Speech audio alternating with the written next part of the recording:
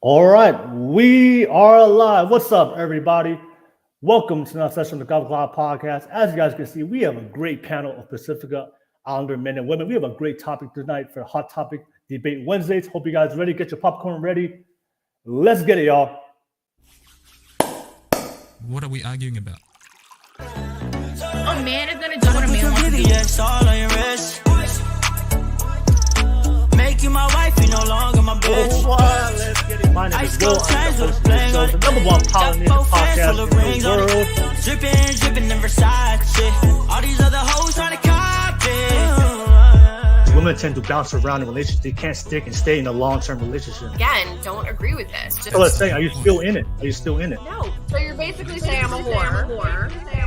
This content is not suitable for the children under the age of 18 without adult supervision. Please be advised. So I just wanted to take the time and make this video to apologize to absolutely nobody. Love all the freaky things you do. My love was way overdue. That's when you came out the blue. What's up, everybody? Welcome to another session of the Golf Club Podcast. You guys already know my name is Will. I'm the host of this live show, number one Polynesian podcast in the world.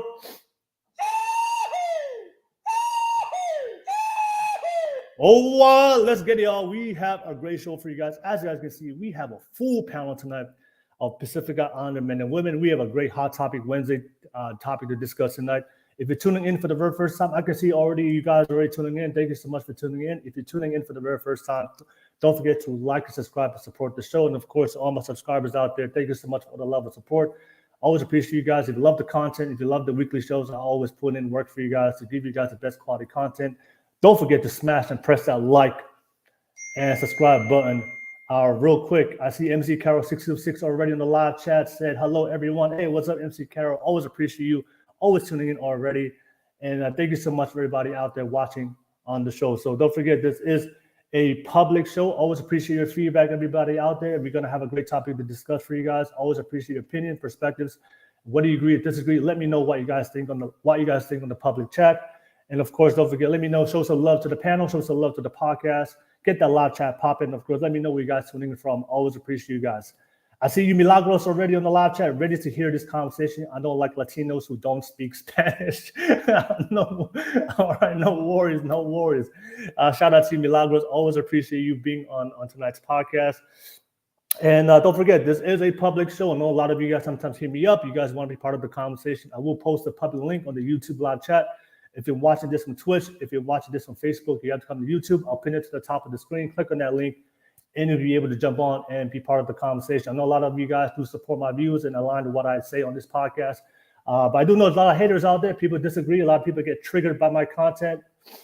Emotional, damn it. All right, whether you agree or disagree, I always appreciate you guys to come on. I always invite. If you disagree, if you have something to say, if there's something that you just want to get off your chest and you want to say to us, I highly encourage you to come on. Let's have an open conversation. So I will, like I said, invite everybody to come on. Whether you agree or disagree, shout out to you guys. Nevertheless, we do have the super chat donations. Always appreciate you guys supporting financially with your pockets. Every donation goes back to my podcast. I will be launching my podcast studio going into 2023. Shout out to you guys. You guys already know we'll put in that work for you guys. But if you have a specific question or topic that you guys want us to discuss that relates to this topic to add on to this kind of conversation, send it through a super chat donation. I definitely make it a priority and definitely read it out for you guys. And of course, we get the feedback and the response from the live panel. Don't forget, that's pretty much all my YouTube stuff. Thank you so much. Don't forget, we have 3 shows I host every single week. We have Hot Topic Wednesdays. Don't forget Masculine Mind podcast we do on Fridays for all the men out there looking to improve themselves, purpose and masculinity. And of course, for all the single people out there struggle with dating relationships, come on Saturday night. And we definitely have conversations and podcasts for all the modern dating, sex, and relationships. So always appreciate you guys for always supporting the content. We have on all the weekly shows I always host every single week. But first and foremost, I'll give a shout out to the main panel real quick. Shout out to the panel. We got some new guests jumping on for the first time, and always appreciate the previous guests always coming on and be part of the conversation. Shout out to you guys. Thank you so much for making the time to be part of tonight's podcast. But without further ado, let me just give everybody, go ahead and give yourself a quick intro for everybody out there. to the live audience. And I see Samuel Limon on the live chat already saying, let's run that ball up. Greetings from Sydney, Australia. Hey, shout out to you, man. Samuel, thank you so much. Watching all the way from down under. Good day, mate. Shout out to you thank you for being part of tonight's conversation. But let's go ahead with the intros real quick. I'll start with our newest guest here for the first time. Shout out my newest guest. I'll start with you, Salote. Salote, go ahead and give yourself a quick intro for everybody out there that's watching tonight. Hey guys, can you guys hear me okay? Okay, Salote. Yep. I'm from Utah. I'm moving to Houston this weekend, so I'm excited to be in Texas. I'm a mother, I'm a wife, as well as highly involved in the PI community here in Salt Lake City for many, many years. And I guess that's basically, I love to learn and I love to serve. So I'm ready to hear what everybody has to say and continue to grow from there. All right, no worries, Salote. Always appreciate. Shout out to you. Thank you so much for taking the time. Excited to have you on tonight's podcast and conversation. Let me pass it to our newest guest, Malachi. Go ahead and give yourself a quick intro. What's up, everybody?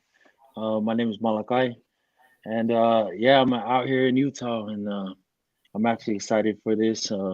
For those who's viewing right now, and if they don't agree with what I gotta say, you can DM me at my Instagram, Tribalfit Strong, if you feel some type of way. And we could get that out of the way too. So, but I'm here to soak up some knowledge from everybody on this panel, and to see what I could incorporate in my new knowledge that I might gain from this. So, let's go. All right, that's what I'm talking about, Malachi. He wants that heat. He wants that smoke. That's what I'm talking about. Shout out to you, Malachi. Thank you so much. I appreciate you being part of tonight's podcast. Let me pass it to you, Joe. Joe, go ahead and give yourself a quick intro. Hi, my name is Joe. I'm based out of the Salt Lake area as well, out in Utah. I'm a senior PV designer in big tech currently. I've recently started my own design agency here in the Salt Lake Valley, and that's pretty much it. That's where I'm at as of right now. All right, no more. Thank you so much, Joe. Always appreciate you being part of the podcast. And I'll pass it to you, Tui. Tui, go ahead and give yourself the quick intro. Go ahead, Tui. Hello, everybody. My name is Tui Sina. I'm the king of the west side of Oahu. And if you don't know me, look me up. All right. No worries. Thank you so much, Tui. Appreciate you being part of the podcast. Shout out to you, Tui. And I see Milagros on the live chat. She said, Malachi with the looking emoji. Okay. We got some people looking. Malachi, we got some people looking, Malachi, on tonight's podcast. Shout out to you, Milagros. Tui, thank you so much. And let me pass it to you, Savage. Savage, go ahead and give yourself a quick intro. My name is Savage Island. Catch me on OnlyFans. I lotion my elbows. It's pretty kinky stuff. And my real name is Dwayne Johnson. No relation to The Rock. I'm Johnson on the other side. But man, I hope from this dialogue, one thing we get to learn or find a solution is like, how can we appease every side, right? The side who doesn't like if we speak the language, and the side who doesn't care if we speak the language. But man, hopefully we can figure something out. And that's it. All right, no worries. Thank you so much, Savage. I always appreciate you being part of tonight's podcast. I see Toko Raider. Hey, shout out to you, Toko Raider. Sup, family? Hey, what's up, Toko Raider? Always appreciate you being part of the podcast. And then Naikita Ika. No, so I'm sorry, Naita Ika. My bad if I mispronounced that. Sending love to Malachi and Salote. All right, thank you so much, Naita Ika. And don't forget to like, subscribe. We love the content. Appreciate you guys. And then Naita said to Savage, not the elbows. All right, not the elbows. All right, no worries. I appreciate you guys. And I see you, Rose, in the live chat as well. Hey, what's up, Rose? Hey, Rose. I'm gonna post that link, Rose. Jump on. We have some room for tonight. I definitely want to hear from what you have to say, Rose. But nevertheless, thank you so much, everybody in the live chat tuning in. We have a great show planned for you guys. Don't forget to like and subscribe if you love the content. And don't forget, I will post a public link on the YouTube live chat. So if anybody want to jump on, be part of the conversation, definitely click on that link. Especially if you disagree and you have an opposing view, I would love to hear your perspective to add on to the conversation. But without further ado, let's get right into it. The main panel, we had the topic. You guys already know the topic that we're going to discuss tonight. Why do Pacific Islanders criticize Islanders who don't speak the language, even though they're successful? This was a reaction to a video I saw going viral on TikTok of this girl criticizing Dwayne "The Rock" Johnson. Shout out to you, The Rock Johnson, if you're watching this right now. Shout out to you, man. Big fan. But anyways, it was interesting. She had an interesting take. I'm gonna play the video for everybody that's watching right now who didn't see the video, so that way it give you guys some context of tonight's discussion. The video is about 1 minute and 50 seconds, so kind of bear with it. We get a chance to. I'll play the video. Everybody get a chance to watch it and react to it. As you're reacting to the video, don't forget to let me know what you guys think on the live chat. Always appreciate you guys. Oh, let's get that live chat popping, let me know what you guys think as you react to the video. Always appreciate your feedback. And of course, to the panel guests, if you have something to say, put on the live chat. Definitely would love to hear your reaction to the video as well. So let me play the video and I'll definitely come back to you guys. And I want to hear your reaction to what these girls said. And you can add on to your opinion before we go right into the topic. All right. So I'm going to put everybody on mute just to make sure the audio is a lot better for everybody on the video. Let me play the video real quick. It's 1 minute and 50 seconds. And bear with it. And then we'll definitely come back. So let me play the video. Hi. Hello. Talofa. Good to see you guys. Good to see you. Nice to meet you. Malole soy fua. Hey, look at that. What's your name? Drew. Afualo. Drew. Oh, got it. 1, 2. Yeah, it's not one thing. I'm Chris. First and foremost, Drew killed that interview. She killed the red carpet, the look, the hair, the corset, it all. She killed it. But I've never seen somebody not pass the vibe check so hard as Dwayne Johnson when he got up to that platform. The look on his face, he's not ready for their interview. She greets him, she opens it up, malo soy fua, like basic, someone basics. And he's just like, oh, look at that. Granted, the man probably hasn't slept in 20 years due to his success. And we see that he's very successful, but I mean, just like you've built your brand from the ground up, like off of the Pacific Islander image. And then to have like this huge moment when you're on the red carpet promoting your superhero movie and another Pacific Islander is interviewing you and that's how the interview goes. Bruh. This is such a huge moment for us, and like that's what it's going to be like. That's what we're going to remember. This is going to go down in history as the interview that didn't pass the vibe check. How dare he show up in his mate matanga Dolce & Gabbana suit and not give us Pacifica excellence.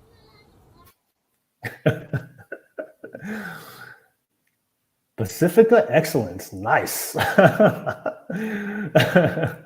All right, I hope we give some Pacifica excellence tonight on your takes. What you guys have to share tonight. Nevertheless, thank you so much. So that was a video I saw that going viral. That did viral, so that kind of inspired the topic for tonight. Let me hear everybody's reactions. What's your reaction and your take based on what she said? We'll go one by one. So I'll start with you, Salote. I'll start with our newest guest. On the here for the first time, let me know what's your reaction to the video. You got a chance to hear what she said. What's your take on it? What's your take on that video and your reaction? Go ahead, Salote. Oh man. Well, I see her perspective on it, but I think for somebody like me who's grown up speaking the language, understanding the culture and stuff, which is funny. I actually just had a discussion with my cousin. He's straight from Tonga. He barely got to America 5 days ago. And so when I asked him what his thoughts were about this, he was like, I don't think it's our place to criticize anybody, because you're here in America to learn how to speak, how to do certain things here in America. And, and the culture has to be taught straight from home. I wouldn't criticize that person. I would actually talk and try to teach them in a way. And he's a very humble young man, so of course he's talking this way of I would of course teach him, but this topic of where we're criticizing somebody, to be honest with you, to make it into America, you have to speak English. The language, of course, is very important as well. I feel like the language is something that needs to be taught at home. But if you look at my family, the oldest kids all know, all of us older generation know how to speak the language, but as you get like further down, sadly, my younger siblings don't know how to speak it, because it goes back to a lot of cultural ties as well, where a lot of the heavy burden is kind of put on the older kids and not on the younger ones. And so it was funny when things come up and you're expecting your younger siblings to know how to speak the language, they don't know how to speak the language, but I think that it has a lot to do with where we're going. Being successful here, you have to know the language. I think you can show your appreciation for the culture in a different way. It doesn't always have to be the language, but also in other ways that you represent it. It's kind of funny how, somebody who is full Samoan and Tongan, brought up in America, is super successful and is super great, and is doing so well for themselves. We I feel as Pacific Islanders are quick to claim them. And I'm very quick to be like, oh, yep, he's Tongan. Oh, yep, he's Samoan. And then as soon as they do something that's like not Tongan or Samoan, we're quick to also be like, oh, how dare you? So that's how I feel about it. I think there's pros and cons to like the language. It is important to learn the language. I feel especially if you have grandparents who are still alive, family members. It's still strong in the Wesleyan Church, Methodist Church. It still goes strong there. But I also see that other churches are not strong in that. And it's because we're more Americanized, or they're more Americanized, but I do feel it's very important to keep the culture and language for many, many reasons, but it also starts at home, so I'll probably add on else as we go on, but that's where I stand with it. All right, no worries. Thank you so much, Salote. And I just posted the public link on the YouTube live chat. So if you guys want to jump on, click on that link and definitely come on and add on to the conversation. I invite you guys, whether you agree or disagree. I'll pass it to you, Malachi, newest guest for the first time. What's your reaction and what's your take on that video? Go ahead, Malachi. The unfiltered me says peanut brain. You know what I mean? Just because, man, I really do understand culture is, is everything. But sometimes culture is a hindering block for me, the way I look at things. You know what I mean? In order to, when they talk about successful people making it up there and then shouting out the culture, but the first thing I think about is when we're trying to get successful, the culture is the first person to bring down. You know what I mean? For me, my experience. The first person to bring. You know what I mean? So yeah, like the first thought is basically, like I said, the unfiltered just says just the peanut brain, just speaking her opinion. You know what I mean? And she has nothing, like, it's her opinion, and I can't take away from her opinion. This is my opinion. She can't take that away from me. So, but yeah, with the culture wise, man, I really do, like Lotte said, it starts from home. I believe that Dwayne Johnson could have carried on the conversation, but he chose not to. You know what I mean? He chose not to. So who am I to say that he, or to tear him down? Who am I? Who is she? She might be in her feelings. You know what I mean? I understand that, but hey, that's her feelings that she's got to deal with. But with that, I'll just pass it on. And yeah, so like I've said before, if you got some feelings towards me, you could DM me and we can clear this up, huh? All right. No worries, Malachi. I always appreciate sharing your feedback. And no, there's no DMing. Click on that link and come talk face to face. This is what we do here. Right. All right, no worries. Thank you so much, Malachi. Let me pass it to what do you think? What do you think? What's your reaction? What's your take?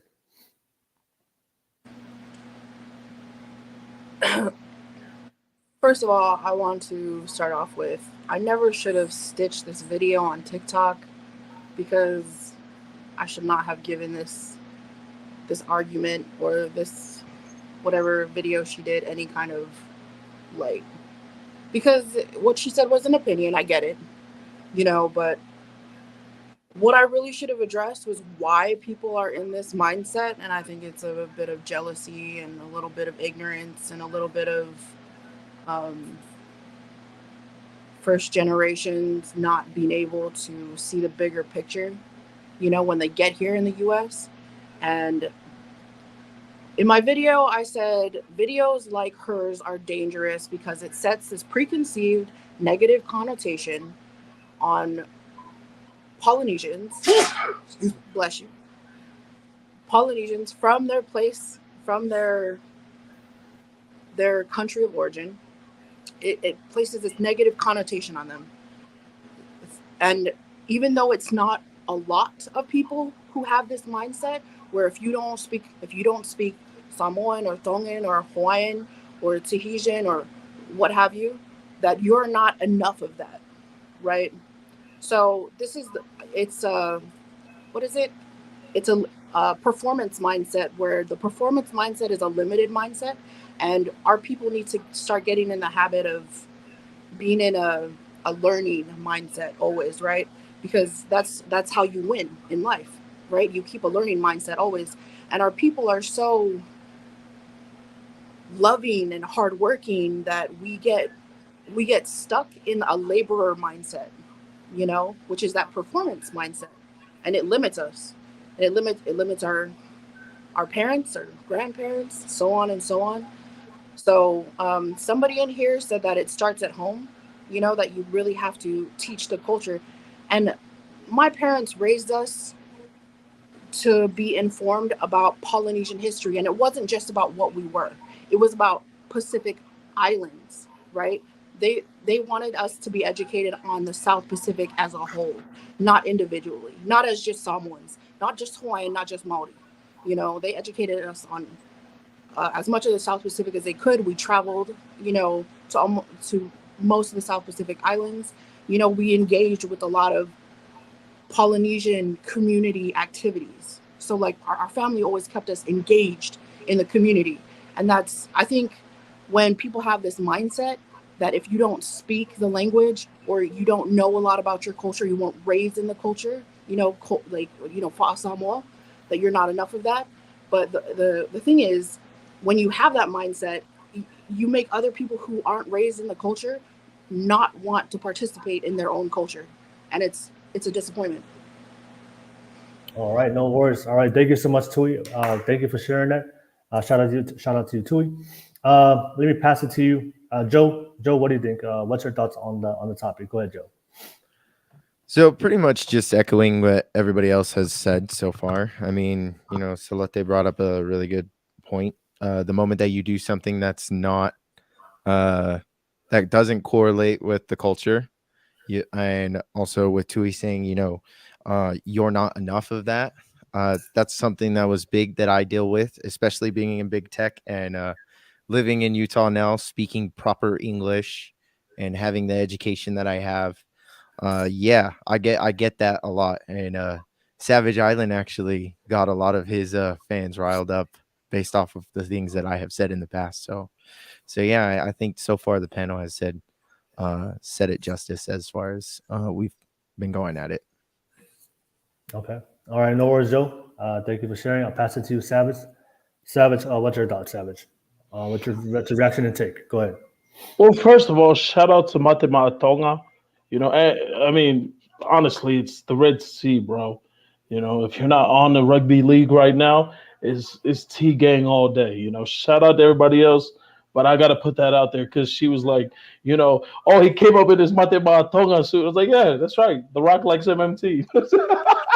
No, but, in all seriousness, Jenny Lynn, who's the host for the Sorry About It podcast, she's actually involved in the PI community out there in Utah. She's very helpful. She does a lot of things for the community. And the reason why I wanted to put that out there is because just like any of us on the panel, she's entitled to her opinion. She can have that.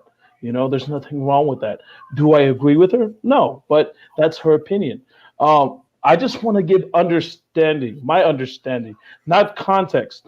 The Rock was on a red carpet for his premiere for the movie Black Adam, right? Now, for a lot of people who don't know, he had a lot of credit in the production of that because he put up money for that. This was literally his project, which by all means, none of us in a million years could ever say we could do that. That was his money and he put into the project. So I can imagine if you come up off of like a lack of sleep for 48 hours, and the first thing you see on the red carpet is another fellow Samoan, and you just caught off guard when they start speaking the language to you. Hey, oh, malo soy Oh, you Samoan. Because in the actual video, he does acknowledge her. He acknowledges her. It's just not heard on the microphone. So that part is missed out. The next thing is Drew Afualo, who is Samoan. She's successful too. You get what I'm saying? She's younger than The Rock, but the reason why I bring that up is because she just probably saw it as an opportunity to be respectful to her elder, right? So here's our elder coming in. So the situation is, this is my elder, Malos Hoifua, and that was it. Now, if The Rock was aware of who she was, I guarantee you, 9 times out of 10, he would have acknowledged that. He would have. But because he didn't know, his mindset is, all right, I got to promote here, fly to China, then to Russia, and wherever else. He wasn't in the mindset of like, hey, hey, what's up? Hey, sorry, what's up? He wasn't like that because understanding when we're in a business setting versus a family function is two different settings. You can't you can't honestly blame the man. Like, here's my thing, right? Because The Rock is actually very inclusive in his culture. I'm not speaking for Samoa. I'm not Samoan, but he's very inclusive. He has the title or the name Seuli in his name endowed to him by a Matai, right? And not many people know that because he went back home and he gained that title by rights of his grandfather, Peter Maivia. So that's a lot that's actually missed out. When I heard a lot of these stitches and opinions about him, it's like, guys, you got to get context and research about the dude. You can't just speak out of your butt because majority of where the clout is coming from is social media. And social media, the currency is controversy. If you're not controversial enough, we don't want to talk about it. I'm a content creator, and I know damn well I pick and choose my battles. You know, if I stitch this, I have to know there's a give and take, right? Because the good in this is I'm going to get a lot of traction, views, likes, and shares. The takeaway is I might not get a lot of positive outlook, right? I may get a lot of hate for this, but oh well, at least it's going to give me attention. So anybody who had something to say about Dwayne "The Rock" Johnson, if you didn't do it in the benefits of your own brand, your own business, then for you to really speak on it is none of your business, because that to me is like, let the elders deal with that. If the elders were offended, let them speak on it. But everybody who spoke on it, we're all younger than The Rock. Like, hands down, like, it's, to me, it's, you can't please everyone, and for everyone you can please, you should focus on. But for someone like The Rock to put the microscope on, it's like, wow, dude. He didn't put Samoa on the map because Samoa was already on the map. What he did was he contributed, right? If I find out tomorrow, and respectfully, shout out to her, if Dinah Jane has a sex tape that comes out tomorrow, I'm not speaking that into life. Maybe I am. Anyways, if Dinah Jane has a sex tape that comes out tomorrow and she's not speaking the Tongan language, I'm going to be pissed, right? You better be speaking in the Tongan language because I will criticize the fuck out of you. And that's what's important is context. Well, she has a sex tape? Oh, yeah. Oh, okay. But was she speaking Tongan? What? The culture doesn't apply here. Why does that matter? What are you talking about? Well, if she didn't speak Tongan, I don't want to see it. Are you serious? You get what I'm saying? So you can apply the context to anything and say, this is disrespectful. That's disrespectful. Shame on your cow. Shame on your pig, whatever. You know, the thing is, if it's worth talking about, it's the question is, how beneficial is it to you? And for content creators, primarily on TikTok, it was beneficial to everybody. Case in point, there was a guy a couple weeks ago, and I'll end it here. A Tongan kid. He's a young kid, doesn't know any better. You know, he's going to grow up and look back at it, right? All these Samoans out here blaming us Tongans for hitting Tua. And I'm like, I watched him, like, okay, that's what he thinks. Everybody who stitched the kid gave the guy 100,000 plus more followers because of the clout you gave him. You get what I'm saying? The currency is controversy. So if The Rock not speaking Samoan is problematic to you, well, guess what? His bank account is sitting pretty while me and you are still paying our bills. So with that being said, that's my take. You know, I'll probably add more onto that. And Dinah Jane, if you're listening, hey, no disrespect. I make no judgment. But if you do have a sex tape, make sure you do it on OnlyFans. Because if it makes money, then it's progressive. Yeah. Oh, wow. With that sex thing. All right. No worries. Thank you so much. Thank you so much, Savage. I always appreciate that. And yeah, of course, Matematonga. Shout out to the Matematonga.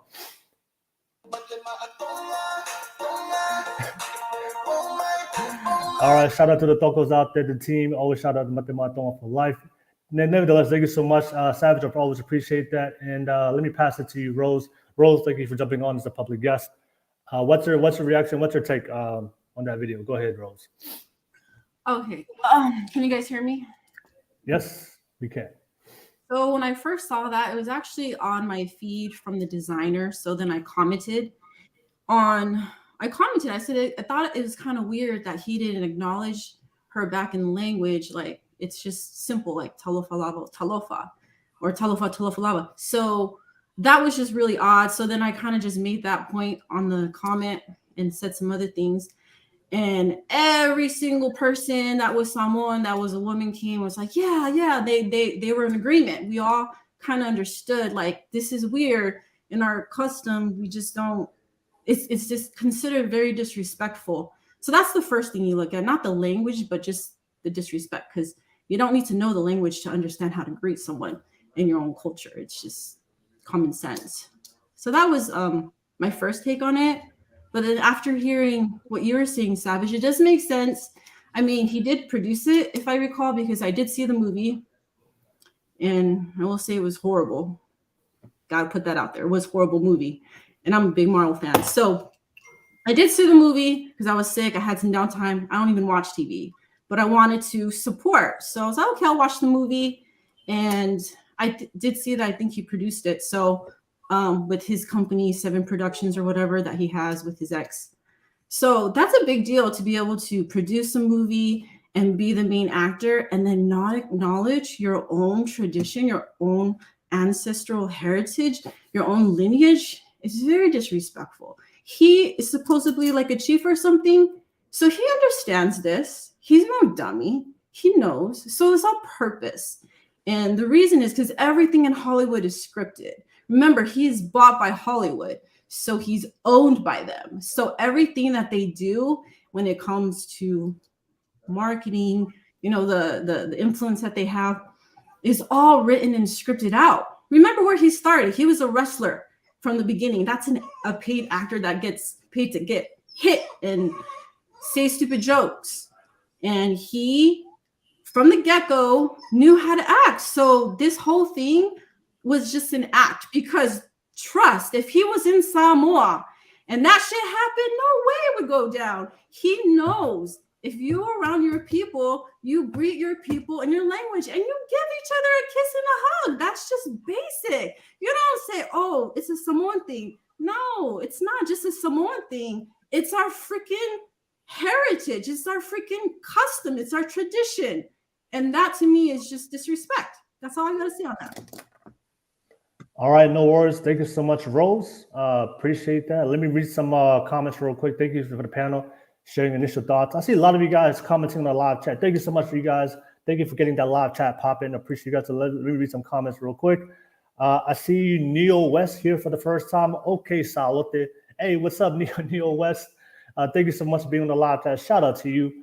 And then Samuel Limon said, Savage 100. All right, no worries. Samuel, always appreciate you being on the live chat.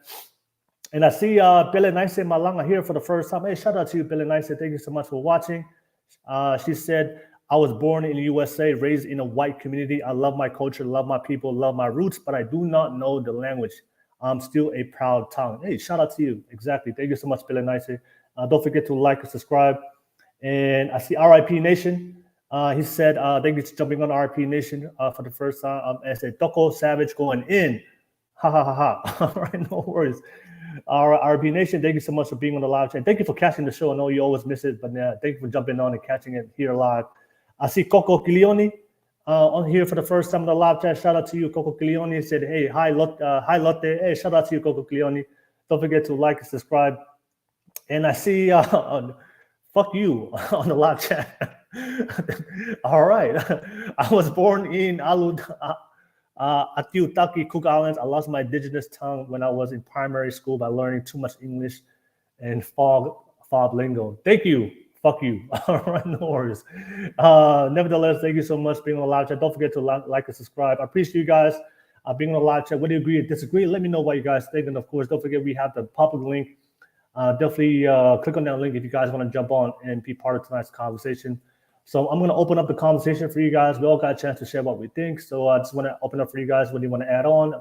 Anything want to respond to somebody here on the panel, or just add on to what everybody said? You guys, go ahead. I just want to say real quick, because I wanted to respond or say something to what you were saying, how a lot of people don't want to participate in the culture because they do get that backlash. I was one of them. I got backlash all the time because I'm Afatasi. So I didn't understand the language as much, but as I grew up, I understood it more and more. And even now I don't speak it fluently. I understand it though. So I see both sides, and I still, even as a little kid, not knowing Samoan, understood what respect meant as a little kid. So, like I said, this all comes down to respect, and respect in our culture is number one. We all know this. It's number one. We respect our ancestors more than anything. And I just felt like he disrespected our ancestors because of Hollywood, because he's not in tune with his Samoan side. He's more in tune with Palani's side. It's true, because everyone he networks with is Palani's. I mean, the Jews, they own the whole damn business. So he basically is bought by them. That's all I gotta say. Yeah, no, I hear what you're saying, and I respect everyone's opinion, because usually people don't have the same one as me. But as far I agree with you on the respect part. I do understand where The Rock is coming from business wise, because I made my money in finance. So the people that I normally dealt with were either Chinese or white, European, still, So we were taught. I wasn't taught Samoan, Hawaiian, or Maori as a child. I had to learn as an adult. But I think that I lived in Utah for a while. I went to college there, started my career there. But I did notice that a lot of the Polynesians in the States, right? They have you know what? Fuck it. I'm not trying to be PC. No offense to any of you. The Polynesians in the US, in the States, you guys, some of them are weird, and they find a lot of their culture within the Black community, and that was strange to me, And people were very rude. They were rude, awful. I got jumped by Tongans and Samoans, girl, in Utah, because they thought I was Mexican. I've never had that happen. Weird. But there's a disconnect in culture with the Polynesians in the States, for sure. And The Rock, I don't agree with what she said, where The Rock made his money off of a Polynesian projection. That wasn't the case. He never presented. I mean, he did. Everyone knew he was Samoan, but that's not how he made his money. That's not how he marketed himself at all. So there were a few things that I disagreed with, but I think when I stitched that video, I really wish I wouldn't have said what I said, because again, with what Savage said, it's her opinion, and I wasn't trying to disrespect her opinion, but I opened this door for backlash on her, and I already knew who she was and what she did. I love what she does, and so I became one of those Polynesians who was kind of throwing shade at another Polynesian for having an opinion, which is what other people have been doing, to Polynesians that don't know their culture or understand. But sorry, Savage, I'm gonna finish up real quick. No, you're good. I'm a girl. You're good. I'm a girl, so I over-explain everything. You know me. That's my Hawaiian side. Anyway, but when I said Polynesians that don't know their culture, they take offense. Not offense, but they get uncomfortable trying to learn their own culture and their own language, because they're shamed, shamed within their own community. And I in the same respect, those Polynesians need to sack the fuck up and learn. You need to find someone who's willing to teach you. Don't be a bitch, that's how I feel about everyone. Don't be a pussy. Get your asses up, go learn your shit. You can be proud to be Samoan and not speak the language. That's fine. But in respect to what you said, respect is a huge thing, which a lot of Polynesians don't understand. because it's a white westernized concept of respect. You know what I mean? And like most Polynesians nowadays, for some reason they like lacking. I don't know why. Very strange. No offense to all of you Polynesians in the mainland. You can come for me if you want, but you won't find me. All right, you can find her at the Polyverse, y'all. Trying to give you some traffic. I'm trying to give you some traffic to the Polyverse. Nevertheless, thank you, Tui. Anybody want to add on or respond? I got them. Go ahead. I just wanted to say, like, hey, to all the Jews out there watching right now, if you want to throw money at me, throw it, because I'm easily bought. If it means I can take care of my family, my kids, get a 401k, get some life insurance, some health insurance, pay off my car note, get a couple of houses, take care of the family back home in Tonga and some other places, please, to any of the Jewish people, if you see value in me, I'm all money in, no money out. It's all about the hustle. I'm sorry. Like, if we're going to criticize The Rock because he was bought out by Hollywood, 2 times when Samoa was struck by the tsunami, he donated 2 times over. That means he gave more than he should have when those tsunamis struck. And if he's still not good enough, authentic enough, because he doesn't speak the language, even though he gave back to those outreach programs, whoa, this is tough. This authenticity isn't a real thing. It's not even fathomable, right? Because if that's how you're judged, right? If you're thrown up against the wall, and it's like, well, let's see how Samoan are you. Where's your pea? Where's your language? Have you done your fails today? That fucking sucks, bro. Because I'll tell you right now, The Rock probably hasn't done fails in years because of the amount of maids he has, the amount of cars he has. But, I will say this, the amount of houses he's bought, the amount of families he's taken care of, the amount of jobs he's given out. If we're not even going to measure that, wow, bro, that's fucking crazy. So to all the Jews out there, hey, I love you, man. Hey, no, hey, whatever you guys did to Jesus, that's none of my business. But by all means, if you want to throw money at me, throw that shit, bro. I'll do a couple tricks. I'll do a little dance here and there. But if you see me worth 100,000 million, please let me take care of my family, and I'll deal with everything else after. And I do speak other languages. I speak Samoan, Ufa. I speak Tongan, Lemu. I speak Spanish, Pendejo. I speak a lot of languages. So, yeah. All right, no worries. I didn't know we were doing a racial draft tonight. Anyway, shout out to you, Savage. Thank you for sharing. Anybody else? Malachi, Salote, Joe, do you want to add on? Anything you want to respond? Go ahead. Oh. This is a tough topic, I guess, to everybody that is a little bit offended to what The Rock did. I know dang well right now that, I don't know, like, to be honest, where does the disrespect come from? You know what I mean? Is it, I was brought up, culture. I understand the respect and everything, you know what I mean? I really do. I know the way I move, but the same thing is like, I'm not going to be offended if someone ended up disrespecting me, you know what I mean? Like, that just shows me who that person is, and all I got to do is agree with it, you know what I mean? So if he shows me who he is, I got to believe him. If this is the type of person that this person is, I'm going to believe him, you know what I mean? So it's kind of, like I said, it was this is a topic that is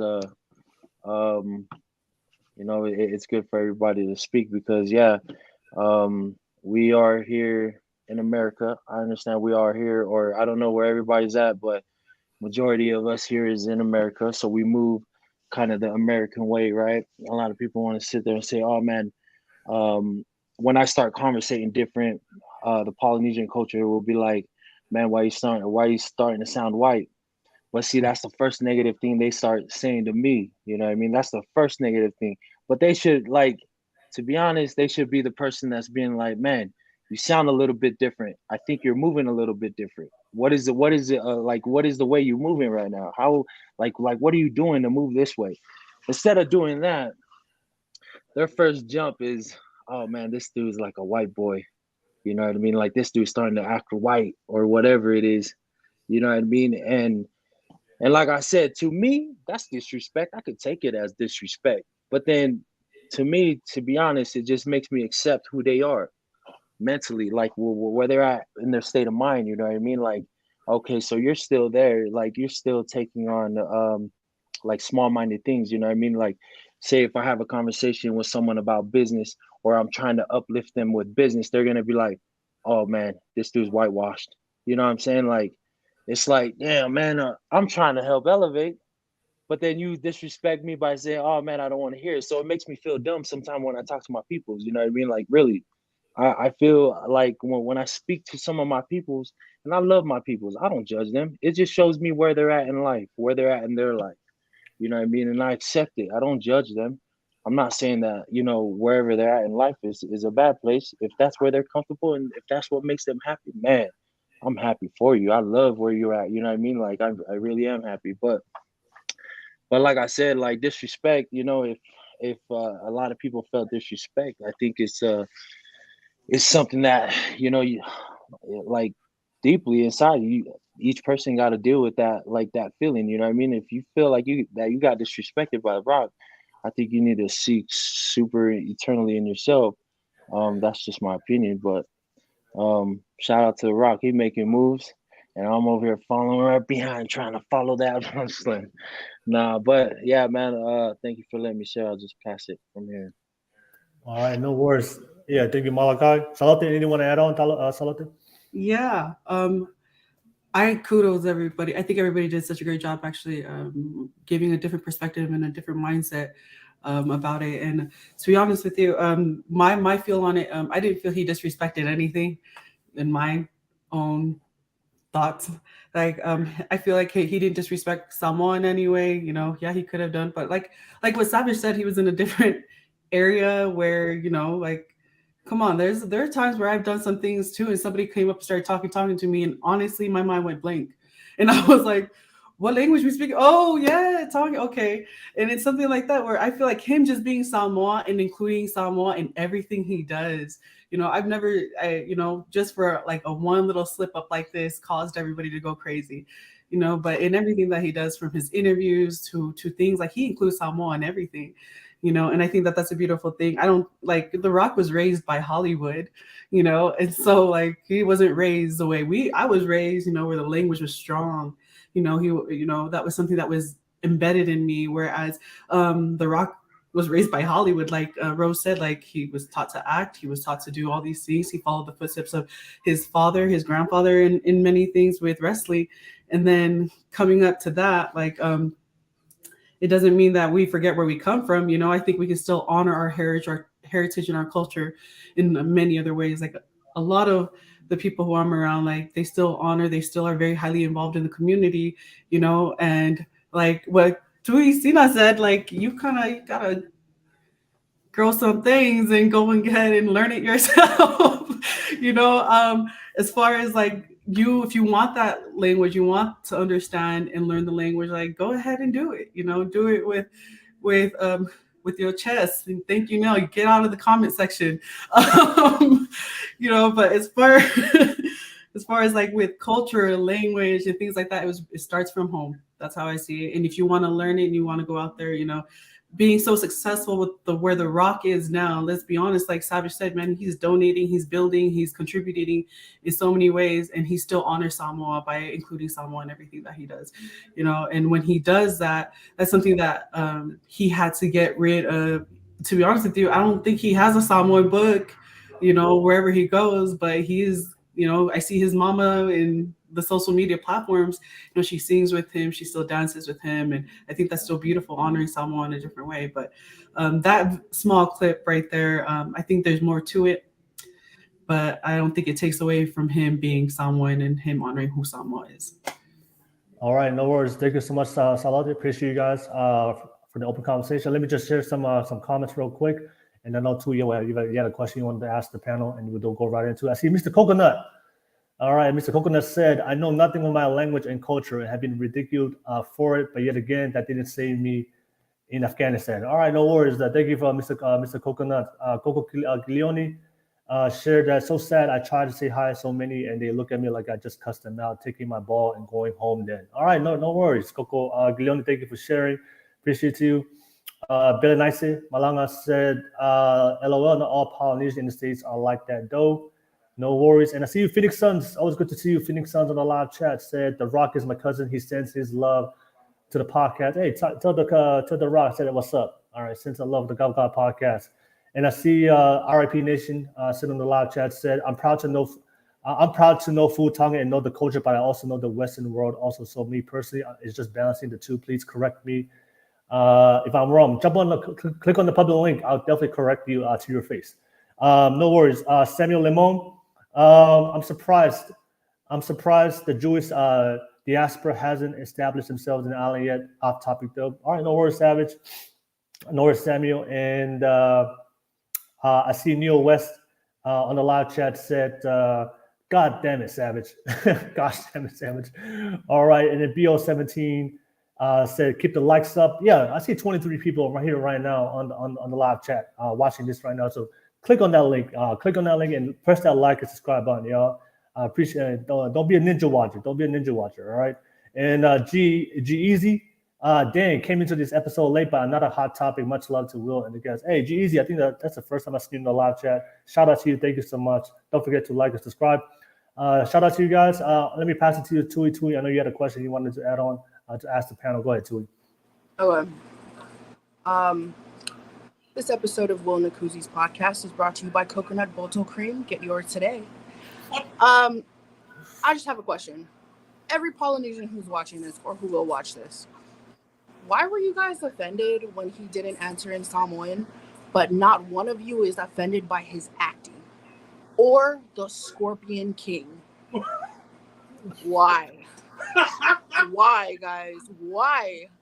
Did you guys, and you guys just saw Black Adam. Why? I'm not dogging out his success. I love The Rock. But oh my goodness, you guys are offended at the wrong fucking things, guys. You know what I say? Hey, bro, no offense, but I don't mind getting canceled, but you about to get us blacklisted by The Rock himself. Jesus Christ. Hey, listen, everybody who's watching this, you don't have to answer me now. Go to the Polyverse and comment your answer to me. Answer me with the most wrongest answers, guys. All right, yeah. I love, just FYI, everybody. I think Scorpion King was a great movie. I love Scorpion King. Bro, hey, Scorpion King was dope. Haku Machete. Remember that? But yeah, that's a tweet. That was a good question. Anybody want to respond to tweet real quick? You guys can go ahead. Can I variate my answer? Go ahead. Go ahead, Savage.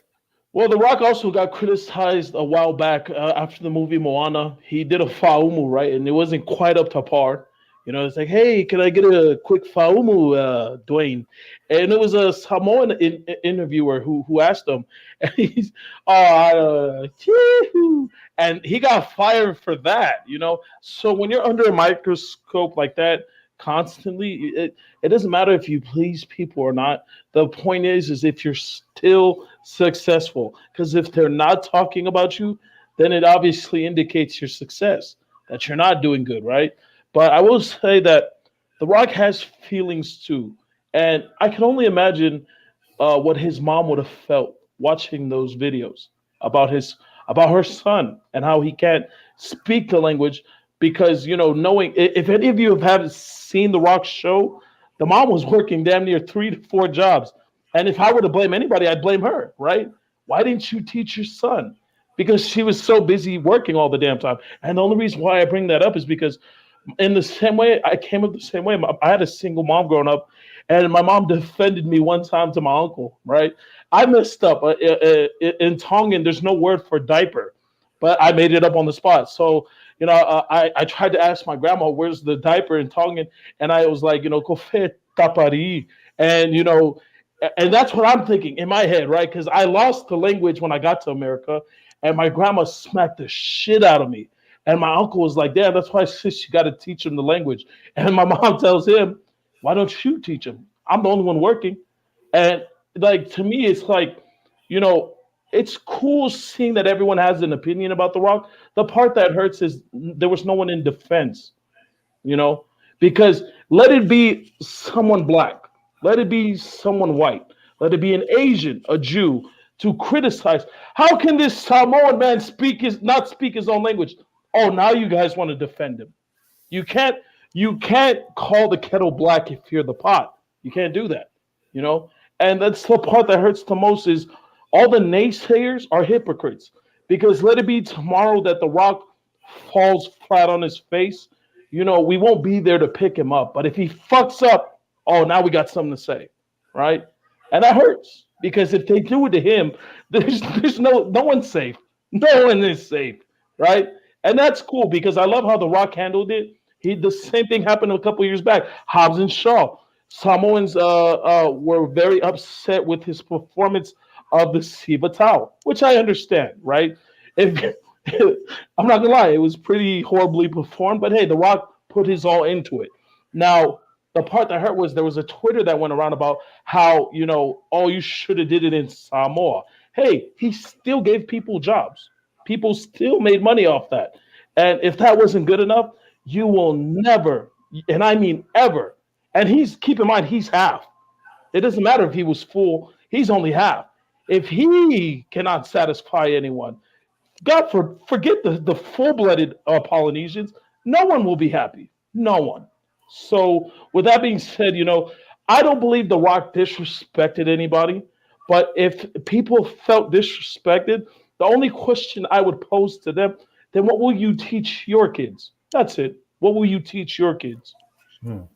Hey, you know what? I have an answer to you, Savage, of what his mom thinks about all of that. Absolutely nothing, because her son is a millionaire. She's going to sleep every night on blankets of money. She doesn't give two shits. He can learn. He's an adult. That's what she thinks. All right. That being said, tell The Rock to come and sponsor us if you know him. Bro, Dwayne, I already told my wife she got the hall pass. Out of any, I gave her Idris Elba, Jason Momoa, and The Rock. So, bro, if you drop money, I don't care. You know what I'm saying? Hey, it is what it is. We all cousins. Tweet, his mom still lives in Yeah, I know. Sleeping on millions of dollar pillows with Tanawai. They still got the same house right across from BYU Hawaii. That's right. You know, and the only thing different is now she buys more expensive cookies. And a new Hummer every year. All right, thank you, Tui, for sharing. Anybody else want to respond to Tui's question? And then I have a topic I want to bring up real quick. Rose, go ahead. So I want to respond to you, Savage. I understand the lady that was on the TikTok video. I understand where she's coming from. She's not coming from a place of anger. She's coming from a place of disappointment. If the person that represents, if you have, because we're not that many. Remember, there's only less than 1 million Samoans. So he's the most successful, the most wealthiest, the most famous of all. Everyone knows him. And we all know he has bank. So you look up to him like a role model, right? And you would think that, oh, maybe he'll help the people. I don't know what he's done for our Polynesian community. I don't know. But when I asked my mom and I said, hey, what do you think? She's, he had nothing. Why you guys look up to him? Because maybe he hasn't done things for our community. But I will say this, what he has done in our eyes as Polynesians, as Samoans, isn't enough. And the reason I say this, because when you look at other communities and someone's really successful, they bring their whole community up. And I don't see that enough within our own community, because there's just not enough of us that are successful and at the top like that to bring us up. So maybe she's looking at it from that point of view, like, hey, come on, like, help us out. We're all the same people. So maybe that's just my take on how she may be looking at it, like her perspective, to kind of see how where people come from. So yeah. Okay. All right, no worries. Thank you for sharing that, Rose. Joe, Salote, Malachi, anything you want to add on? Respond? Go ahead. I totally see where Rose is coming from. God, this probably is going to be really bad, but I actually don't feel like The Rock owes us anything. You know, like that's something that he, like for us Polynesians. Oh, let's see, how do I say this? Like, our parents came here and gave us that opportunity. and we get to run with it. You know, what they gave us, and, you know, just like The Rock and them and whatever celebrity that's Pacific Islander, I feel like they were given something. Their parents came here, they came to the United States, they did their best with what they had, and then they kind of passed the baton to us, and we have to take the baton and run with it, you know. And so, like, for The Rock, for everybody who's, you know, like, because I actually have heard that comment come up before, where he's like, he's not done anything for me. I was like, okay, you know, I don't think he needs to do anything for you. I think the only thing, because he's a celebrity and he's part of something, the one thing that he can only do for me is motivate me, inspire me, and push me to do better. Like, he got to a position where he showed me, like, you can get there, you know, as being a Pacific Islander, to being either like, you know, being mixed. He's Uli and he's Samoan, you know, and for him to get to that position, I'm like, hey, I can, you know, I can do that too. You know, anybody can do that. He's giving hope to other people, and that's what celebrities and role models do. You know, they give hope to other people that they can make it. You know, as far as anything with like giving me anything, he doesn't know me anything but entertainment. You know, and hopefully do a show with Jason Momoa again eventually. So I have to respond to this. He doesn't owe anyone anything, but as a Samoan, in our culture, we understand that we give, and the one who has the most gives the most. It's just in our blood. That's just what we do.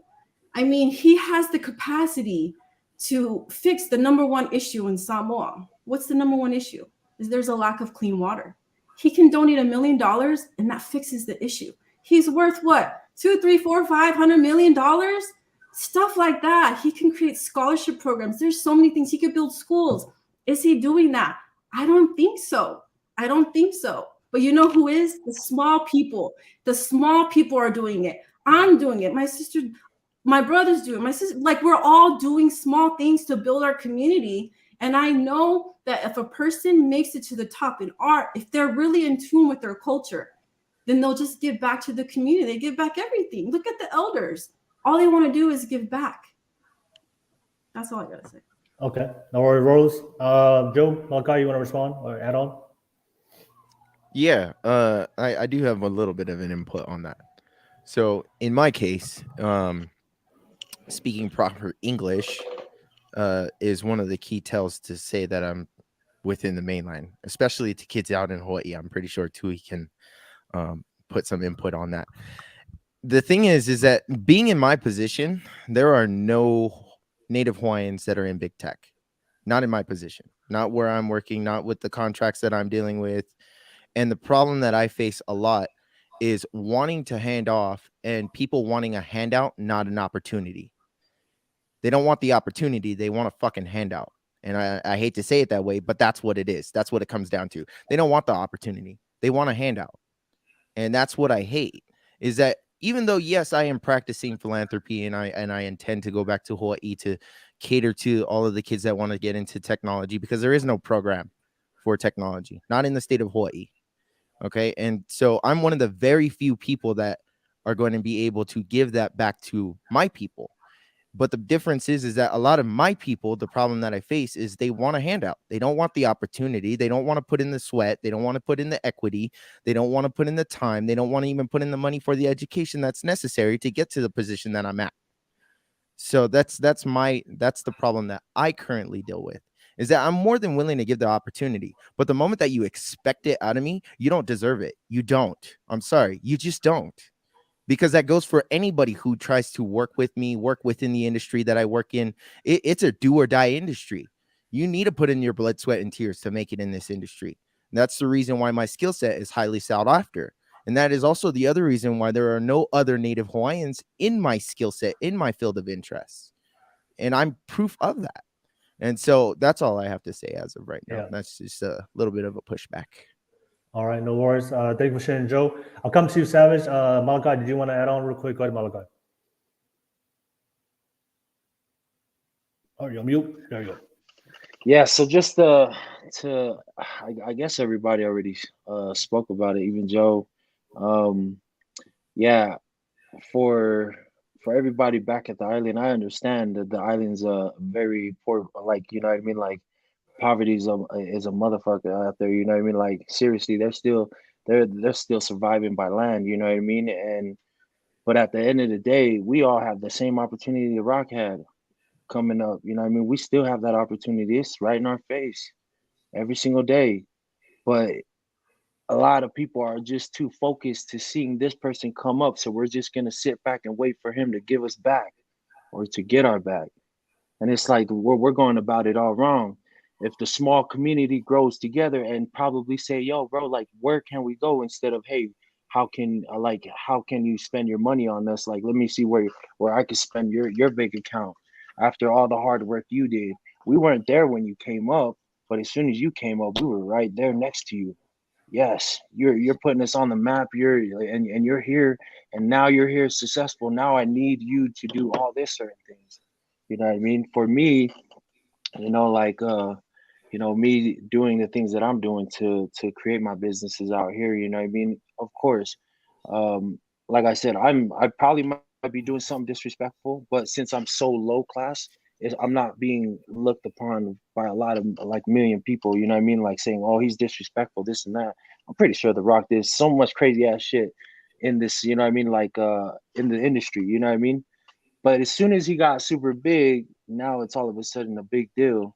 And but yeah, we have the same opportunity that The Rock had. You know, he did all the blood, sweat, and tears through multiple years of grinding. And that's, man, I gotta pay that man respect. You know what I mean? Due to the fact of hard work. I can't sit here and say, man, you need to drop some money off to my family that's struggling. It's like, no, that would be my responsibility if it really did mean something to me. You know what I mean?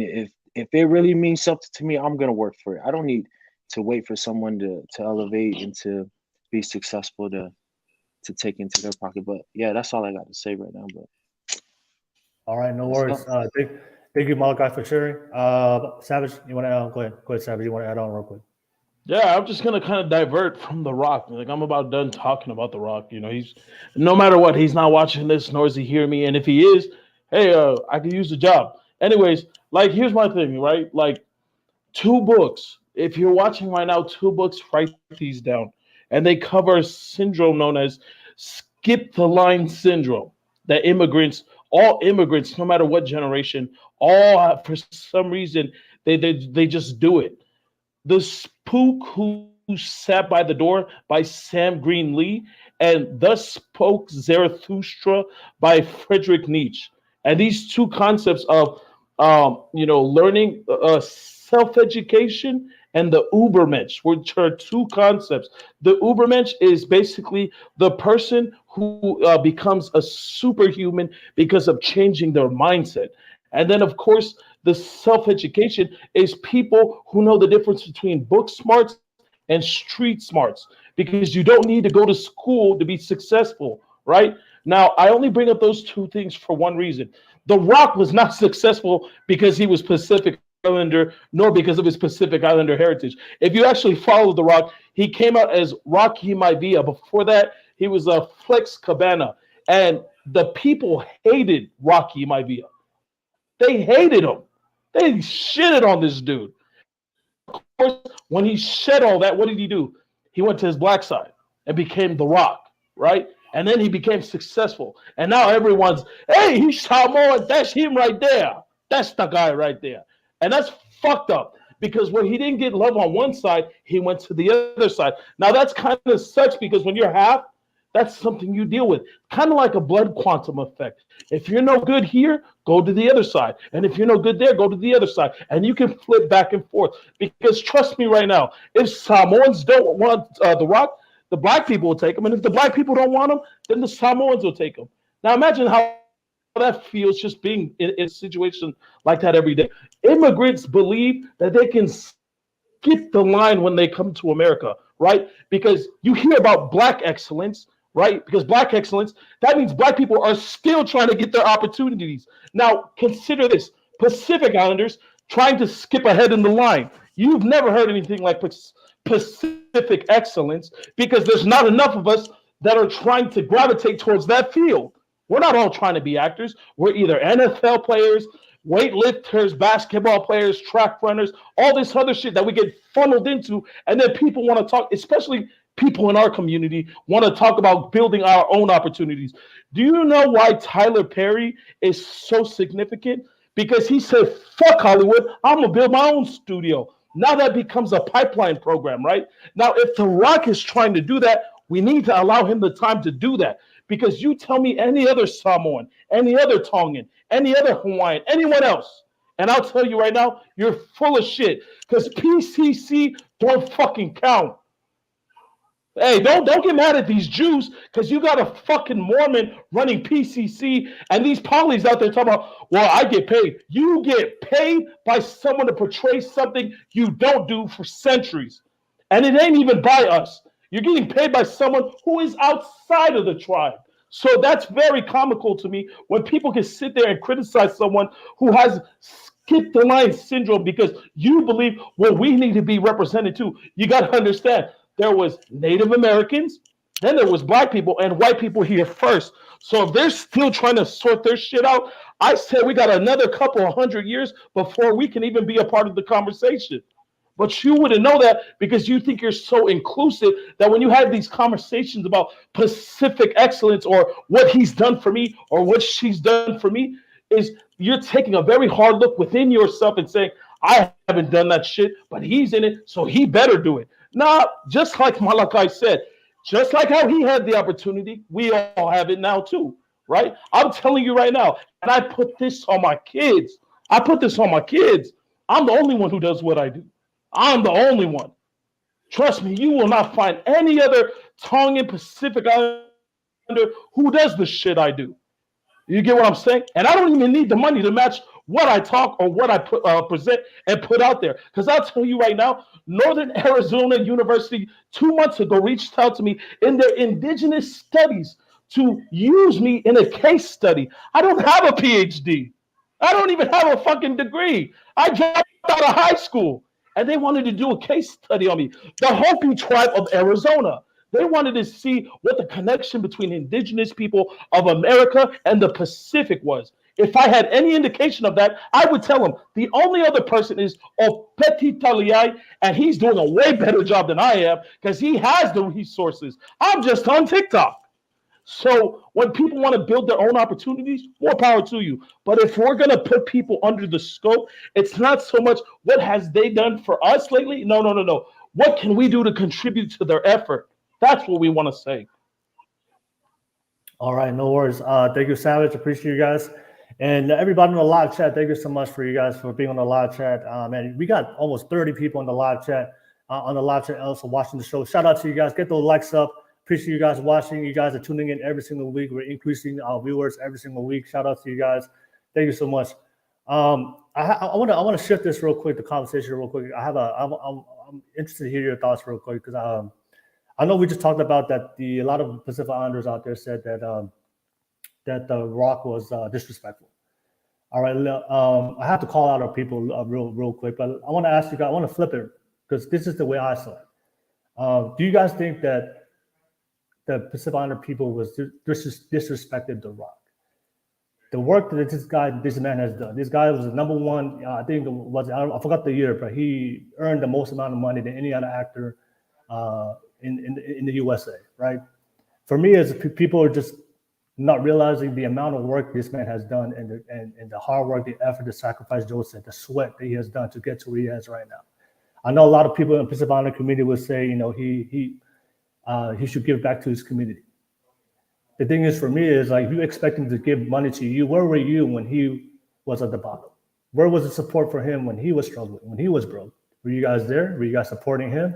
Or are you guys only supporting him because he made it? So the thing is, for me, do you think that, for me, it's all these people on stitching, these people stitching in their homes, not taking no risk, not really put themselves out there to put in the work, the sacrifices this man has done for his community to put us on the map. Like I said, a lot of, he put Samoa on the map, especially when it comes to Hollywood, and he's one of the main actors, one of the top celebrities out there in the world. And for me, it's like, I agree with Joe. I don't need a handout. I just need an opportunity. I just need to see somebody that to pave the way for me. If I see The Rock, he can do it, that gives me assurance that I can do it. Now it's just a matter of fact, it's just a matter of execution from my part to do what I have to do the same way that he did, right? So I don't need him to give back. So for me, it's like all these people criticizing him, not understanding the path that he has taken. These people who live in their homes and living average lives and not really putting effort to achieve something that's never been done before. But to say that he was disrespectful, I think for me, it's very disrespectful what this man has done and everything that he has done in his life to contribute, to inspire people in our community that this is possible. If you want to be the #1 actor in the world, it is possible. If you want to make it big time, it is possible, right? If you want to have conversations with Joe Biden, I saw him on one of the things he did, it is possible. People are even talking about him being president of the United States one day. He can be our president, guys.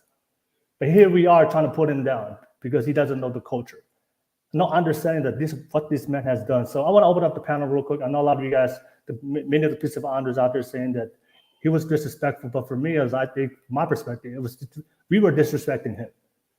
Because like I said, if you look at his career, he's probably done some bad things in his life, but for the most part, he's lived a very straight and narrow path. He loves his family, he loves his children, he lives a very good life. You don't really hear about him doing any bad things or getting into controversy or making bad decisions to look bad on the part. I think he's done a very great job with his path, with his career. But to sit here and criticize him, put him down of all the things that he has done in his life, that most people in the world, you can live a million lifetimes. Most people, every single Pacific Islander will never do what he did. Like you can live generation to generation. What he's doing right now, it's only like 0.1% of people who ever get that chance to make it to that level. So I just want to open up the panel real quick. Do you guys think that, I know a lot of Pacific Islanders said that he was disrespecting the Polynesian people, but I want to flip it to you guys. Do you guys think that we disrespected him of what he has done? Let me open up for you guys real quick. I'll start with you, Malachi. Malachi, I know you shared something about that. What do you think? Do you think that our people disrespected The Rock or what he has done for us? To be honest, that's possible. You know what I mean? Like, I don't know. It's kind of hard to define the disrespect. Yeah. You know what I mean? Like, but in my eyes, in my opinion, yeah, man, he worked hard. Yeah. Like, who is anybody else to sit there and be like, yo, you're supposed to do it this way. You're supposed to move this way. Yeah. When he moved his own way his whole career, you know what I mean? So he moved his own way his whole career. And then all of a sudden, when he gets super big, he's under the microscope of the culture. You know what I mean? It's like, damn, I really don't think it's fair. What if each individual in this group setting end up blowing up? You know what I mean? Like, what if each individual in this podcast right now end up blowing up? Like, how it'll be the same way. You know what I mean? Like, of course, culture is always going to come back, and they'll throw their 2 cents in there, and like I said, everybody has their right to their opinion, like everybody, they're entitled to their opinion and they can share it. But I really do believe, for me, my opinion, that, man, we had no place to speak. You know what I mean? Like Savage said, man, we should have been saying, hey, what can we do to continue your journey? Like, how can we be here to support for sure? You know what I mean? Instead of trying to tear them down, but I noticed that even like here in the States, like small business owners in the Polynesian community, you know what I mean? And this is why I talk about the Polynesian communities, because, man, I see with my own 2 eyes and I interpret it in my own ways. And I see these people moving this in a certain way. And I see those culture, right, looking and talking bad about it. You know what I mean? Like, they're like, oh, man, he thinks he's got a business. He thinks he's got this. You know what I mean? Oh, he think he's too good. You know what I mean? Like, but it's not the case. You know what I mean? They're just trying to find the opportunity, and they're trying to seek it, and they're trying to move with the opportunity, whatever elevates their life. So, yeah, and potentially if I make it out there, I'm not gonna feel any type of way if anybody spits dirt on my name. You know what I mean? I'm okay with it. That's their problem. Yeah. You know what I mean? That's their problem. I've been trenching. I'm still trenching today. Everybody else is still trenching. We're all doing it. And like Savage said, he's doing his in his industry. He's the only one, and he's doing it daily. You know what I mean? So man, you gotta give credit where credit's due, and you know what I mean. So man, the Rock he's done exactly what he was supposed to do to get to the top. You know, so yeah, that's just a little input that I have. All right, no worries. Thank you, Malachi. Appreciate that. Let me pass it to you, Salote. Salote, what do you think? You know, many Islanders thought that he was disrespectful, but do you think the Pacific Islanders disrespected him or what he has done? Personally, yes, I think that we, like a lot of Pacific Islanders, disrespected The Rock. Like everybody has said, he's worked hard. You know, he has his own story, his own struggle that we weren't part of. We didn't get to see that part of him, you know, and for him to go through his own journey and make it to where he is now, I feel that that's huge, you know. And we can't, you know, we only see that surface level of where The Rock is, and so we get to nit and pick and move things around. But underneath all of that was like a lot of blood, sweat, tears, sacrifices. He came from a single mother household, you know, and it's so easy for us to be so negative, but you know, we can't, it's so easy for us to be negative, but forget sometimes that, you know, we can actually cover that negativity with more positivity of what he's done. You know, like I said, it was like with that one slip up, right? But then being under that microscope of being a celebrity and being Samoan, you're criticized more, you're judged more, you know. And this kind of reminds me, I don't know if you guys have ever seen that movie Selena, where her dad is like saying like, man, we have to be Mexican to the Mexicans, but then we have to be American to the Americans, and it gets so exhausting. And I feel that's what we do to our Pacific Islander, you know, people who are up there, is like we're trying to make them be this and that, but we don't understand that like they are trying, they're trying to please both worlds. So where does the balance come? Where does it end? You know, they're trying to take care of that family, but yet other Pacific Islanders are like, no, take care of me. You know, and so it's like, so what now? You know, like growing up, my dad always taught me like take care of your family first. You know, that's your first foundation first, and then whatever the blessings are and wherever everything overflows to, you know, you can bless other people, but you can't bless other people if your foundation isn't strong. You know, and so I see I think a lot of people really did disrespect a hardworking man and what he did, what he built for his family. You know, his main goal was just to take care of his mom. It wasn't to take care of anybody else, you know, and so that's how I feel about it. But you know, I out of all the TikToks and videos of stitches that I saw that were negative, there was probably only one positive person who actually stuck up for The Rock. You know, and so I hope that many more of us, being Polynesian, we want to push each other more and, you know, support each other, right? I would have loved to see more of that in this situation, you know. And so I hope we see more of it, you know, but I understand that we're all still learning, growing, and understanding things in different ways. So. All right, facts. All right, thank you much, Salate. Appreciate you for sharing that. I'll pass it to you, Joe. Joe, what do you think? Do you think that the Pacific people disrespected The Rock or the work he has done? Go ahead, Joe. In my case, you know, it is one of those things where it comes down to semantics and the way that you look at it and the perception that you have. In my own opinion, I do believe that, you know, the type of backlash that he got from it was, in a way, disrespectful.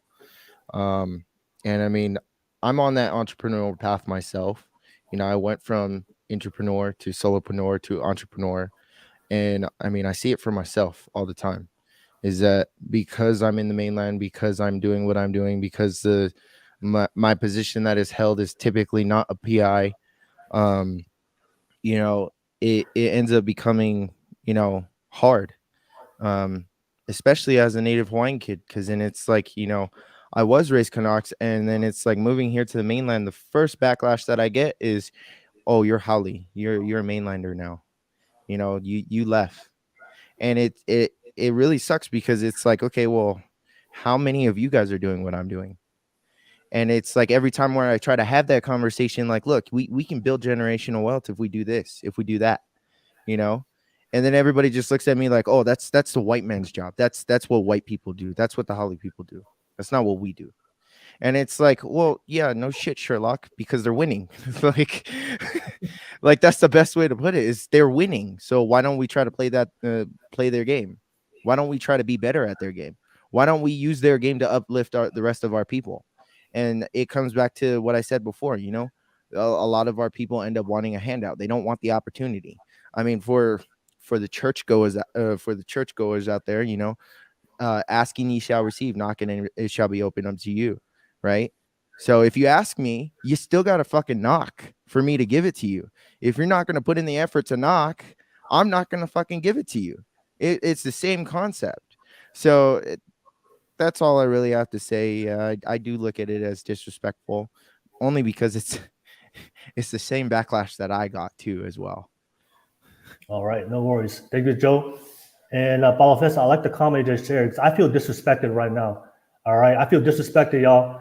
Balafesta says, stop disrespecting and the like and subscribe button, yo. Get those fucking likes and subscribe to the mother freaking channel. All right, y'all disrespecting me right now for not pressing that like. You guys are watching this around. You guys are enjoying the content. You guys are enjoying the conversation we're having. If you love the content, you truly say you want to support the culture and support the channel, smash that press the like, subscribe button real quick. Balafesta, I always appreciate you adding that, supporting the channel. I'll definitely come back to you. Start with you, Tui. Tui, what are your thoughts real quick? Do you think the Pacific Islander people, when we disrespected him, we disrespected the Rock?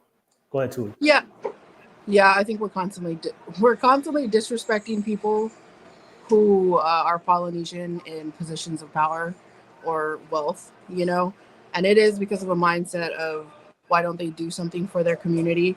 Now, I've been in the same boat where people do ask for opportunities and handouts, but you know, it's our job to decipher between the two. However, for me, we, not just Polynesians, but anyone, nobody owes you anything, and nobody helped me along the way. And for those of you who don't know, it's extremely difficult to be an ethnic minority female in a male-dominated profession. So if anyone's gone into finance, then you know how extremely competitive it is amongst males, let alone females, or ethnic minority females. Polynesian females, there were 2. And the other one was like mostly, I mean, she was adopted and only found out through genealogy that she was Polynesian. You know what I mean? She was raised by Japanese people. So I don't like, yeah, we disrespected The Rock. I mean, you know, but that happens, you know, you're a public figure. It's just going to happen anytime that you're in a position of wealth or power. All right, no worries. Thank you, Tui. Appreciate it. Thank you for sharing. Let me pass it to you, Rose. Rose, what do you think? Do you think, I know you made some, you felt disrespected based on what you shared, but do you feel like that we disrespected The Rock also as well for the work that he has done to show what's possible for our community? What do you think, Rose? What is? So can you rephrase that? So when you're talking about disrespect, is it like the comments or the people that is it the video, or is it just in general as a whole? Well, everybody that criticized him for not passing the vibe check, right? For not being not knowing the language, right? They criticize him for that. But I think for me, it's like these same people don't realize the amount of work that he has done to get to that position.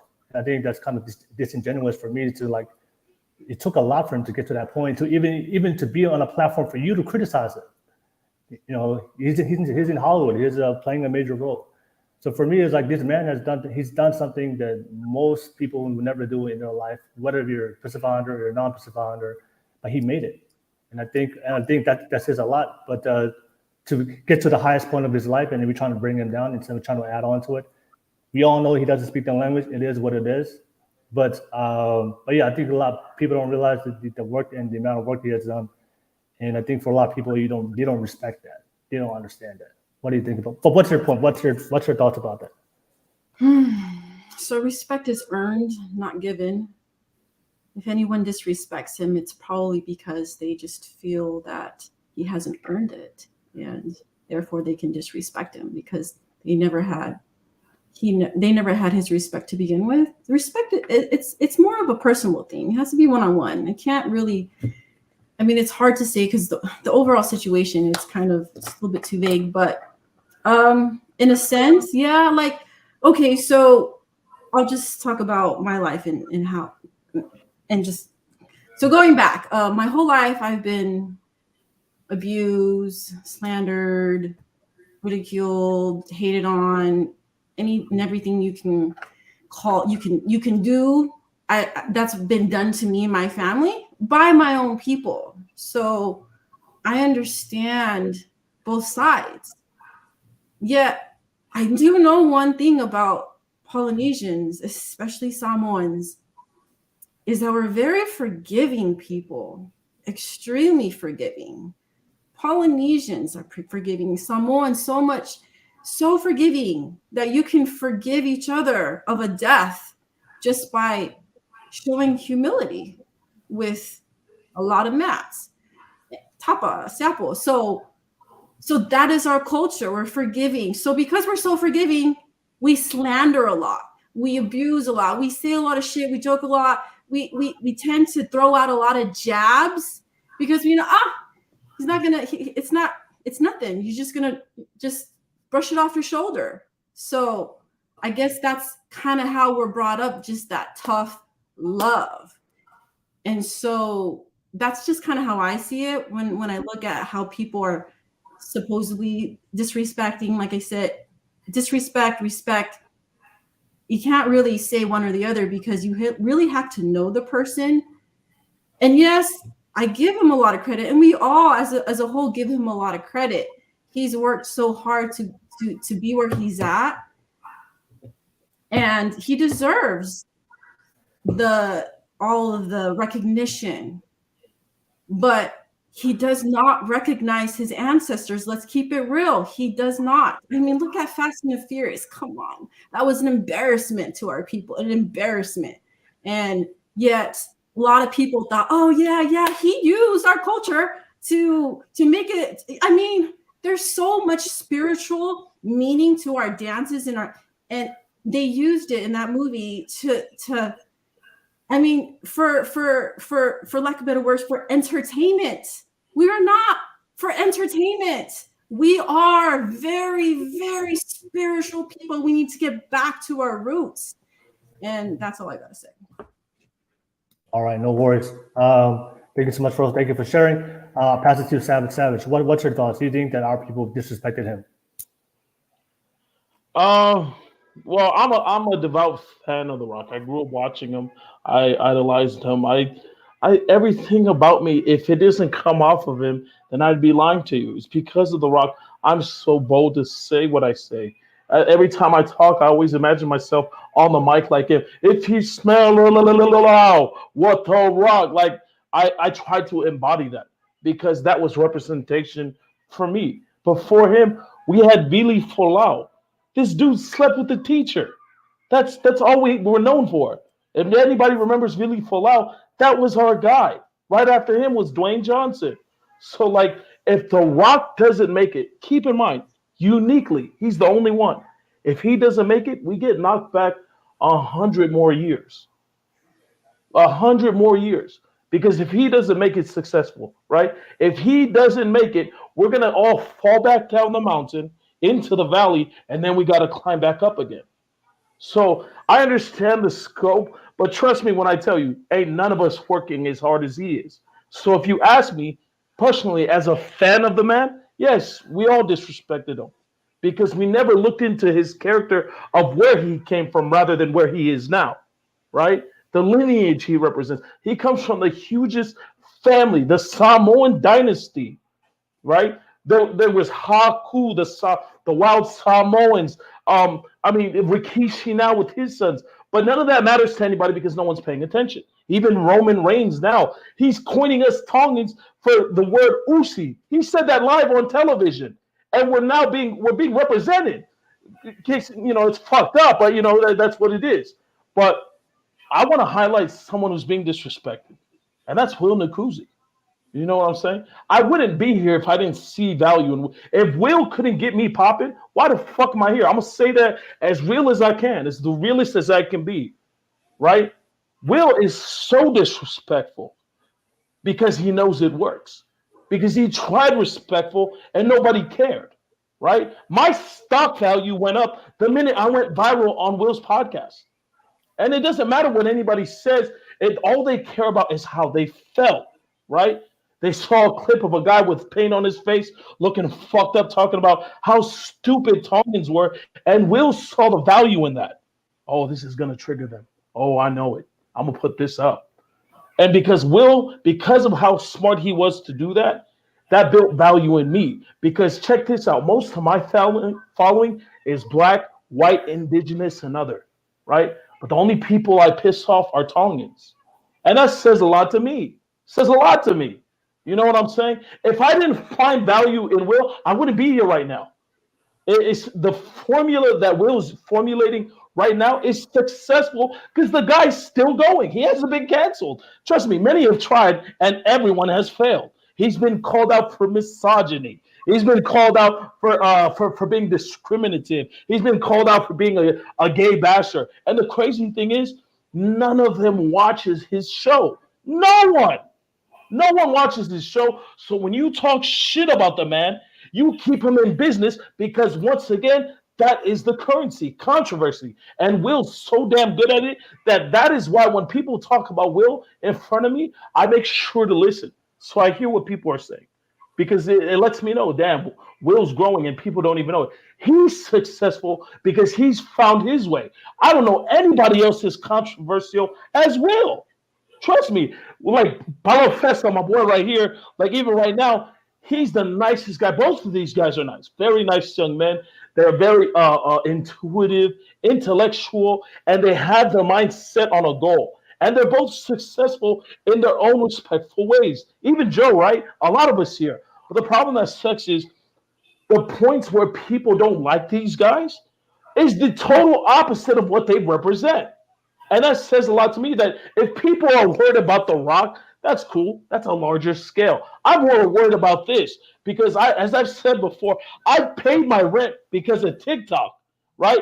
I've even gained more fame in the community. You know, it's not good fame, but nevertheless, I've gained fame in the community because of Will Nakuzi. Now, if there was ever a time where I was in a circle and someone openly said, man, fuck that guy, Will Nakuzi. That motherfucker's fake. Fuck that dude. Well, okay, you know, that's his opinion. But if you ever said he didn't do shit, I would have to step in and correct you because the platform is a public open space. Every time this man gets on, anybody can come to. He openly invites anybody to come dialogue. You can come talk about this shit right here, right now. And the only reason why no Tongans are willing to do that, your research and studies is weak. It's fucking whack. Want to talk all that good shit in the comments section, but have no context. And I'm calling out every one of you because you afraid, dog. You ain't in this domain. You're not in this circle. You're not about this grind. Stay to yours and we'll stay to ours. But the minute you talk about us in your kalapus, right, in your churches, in your circles, even in your car as you're listening to this now, always remember this. You know, and I don't speak this in a life. If Will should die tomorrow and he becomes so successful, and I'm not saying this because we've seen it with Andrew Tate, we've seen it with Kevin Samuels. If he goes successful 10 years from now, that's going to hurt. That's going to hurt, right? That's going to hurt because it took the man to die for any success to be gathered rather than, hey, let's sit here and give the man his roses now.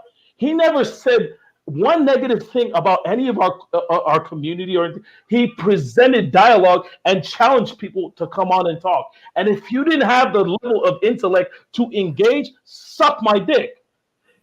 Fuck you, man. That shit hurts my heart, dog. It hurts my heart because day in and day out, I'm always turning on waiting for Will to get canceled. Not because I want to, but because really, listen to this conditionally. The guy's undefeated. When he says facts over feelings, it's a fucking fact. And the only reason why the people are talking is because you have no facts and you're all in your feelings. So with that being said, stop disrespecting Will Nakuzi and get the fuck on and talk shit. Let's do this. Man, thank you for that promo, man. That was a great promotion for me. Yeah, but I feel like, I mean... Thank you so much, Savage. Appreciate you. Thank you for sharing. And let me pass it to you, Balafessa. Thank you for jumping on as a public guest. Go ahead, Balafessa. So what's our question again, Will? Let's recap. What's the question? No, we were talking at the beginning of the podcast where a lot of people felt disrespected that Rock didn't know how to speak the language. But what I was presenting a different side to it. I was attacking from a different point. I think, from my point, is these Islanders are criticizing him who had never really done anything in the community to make a difference. I think they owe him. They're disrespecting him for what this man has done in his life. But what's your thoughts on it? Do you think that the Pacific Islander people that they're criticizing him for his, I guess, not passing the poly vibe check, but disregarding all the things that he's done to get to that point? What do you think, Paulo? I don't think anyone disrespected The Rock, to be quite honest. In order to disrespect someone, you must stand on equal ground. So I'm going to bring it to a concept that is very widely known within the Pacific community, and that is mana. If you're going to challenge Rock's mana, where is yours? So I call it cowardice, not disrespect. Disrespect is an overstatement for what people are doing. They are cowards because they have not done the work. They have not garnered the mana within them to be able to stand on equal grounds with Dwayne Johnson and challenge him in the way that he lives his life. So, and I want to challenge a few things that I think Rose brought this up. The Rock did a movie where he did a Samoan or Hamoa dance, and a lot of those stuffs were considered disrespectful or was embarrassing. You know, when we have these conversations and we talk about traditionalist and being purist, if you're not in the country of where you were born and your culture, kindly sit the fuck down. And I mean that with all my heart. And the reason for that is we have realized at some stage that our culture has some limits. Hence why we've migrated. The tradition and customs that we have grown up with, myself included, I grew up born and raised in Tonga. I understood the limitation. Hence why I am here in Aotearoa. And I cannot sit here and point the finger at people practicing a way of articulating who they are and what they feel close to of their culture, even for Tongans. If I am not back in my island practicing these same customs and tradition, I can have an opinion, fair enough, but for me to sit there and go, oh, you're embarrassing our culture. Well, I've embarrassed the culture by leaving the country in the first place, right? If I claim to be Tongan, then I must take root and sit where I belong. But no, I wanted better opportunities, and I realized the limitation of my culture and my tradition. Therefore, I'm here. So look, this whole idea of disrespect, very differently for me, because in order for me to respect or disrespect someone, I must bring something equal to the table, so that I may sit there and say, look, I have a right to disrespect you, because I have the same level of mana that you have bring to the table. So therefore, I'm going to disrespect you, and I'm going to do it the way of our people, the way of our people of the moana. But what's happening within the community in general is just cowardice. People are pointing the fingers where they haven't done the work. If you haven't done the work, you don't deserve to speak on how someone else should live their life. You don't have that mana. All right, no worries, Paulo. Thank you so much. Let me read some comments real quick, and definitely come back to the panel if you guys want to respond to what everybody said. Man, you guys are doing it. Man, shout out to the live chat real quick. I got to shout out to the live chat.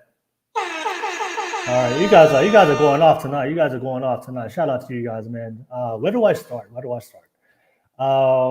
I see Nucky T said on the live chat said Kataki will awang hafanga mali ke professor. There you got it. There you got it. We get the professor is here. All right, shout out to you, Nucky. Thank you so much for being on the live chat. Samuel Lemon, in the live chat said he said panel of pioneering people, ain't no one else chopping these topics up. Exactly, yeah, exactly. Thank you so much, Samuel Lemon. I recognize in the grind the work that I do. MC Carol 626 said Savage 100. All right, thank you so much. Clapping out, shout out to the Savage. Thank you so much. I see. Namwali. Damn, hopefully I didn't mispronounce her. Namwali Tofa, one of the guys that worked on the movie Sosafina. I did a great interview with them back in the manuscript films. So that's right, Savage. Shout out to you watching from Facebook. Shout out. Thank you so much, Namwali Tofa. Appreciate it. Good to see you in the live chat. Thank you so much. I see Coco Cleone on the live chat. She said 100. All right, on the live chat. So everybody on the live chat, I know a lot of you guys here for the first time. I just want to say thank you so much for being on the live chat, participating, supporting the show. Appreciate you guys. here watching tonight. But let me pass it back to the panel. We all got a chance to share what we thought about our people disrespecting The Rock. Anybody want to respond? I know we have different opinions about certain things. Anybody want to respond or add on to what somebody said on here tonight? Go ahead, Savage. I just wanted to say this: like everything I learn in the benefit for my kids. Because if I can't teach them, then what I'm essentially saying is I'm giving my parenthood to someone else to teach them. The other day, I taught my kids about Jonah Lomu. My uncle always wanted to be Jonah Lomu, right? Greatest Tongan rugby player of all time, and I only got to watch him for as long as like what he died in 2005 or something, or I remember it was like the late 2000s, and the first time I watched the man play, inhuman. Didn't look right? But the part that sucks is like my kids will never get to know that part about him. But the cool thing is I can pass that on, right? It would be sad if I ever had to hear that my kids come home and tell me, Dad, you know how fake The Rock is? I'm like, what? I would be hurt because I'm like, why do my kids think The Rock is fake? Well, because social media has this outlook on a human being because of what others are saying about it, because he's not there to defend himself. And it goes back to my point, whether it's Will, Paulo Fessa, the Polyverse, Joe Promasio, Salote, Malachi, or Rose, like it comes with the territory.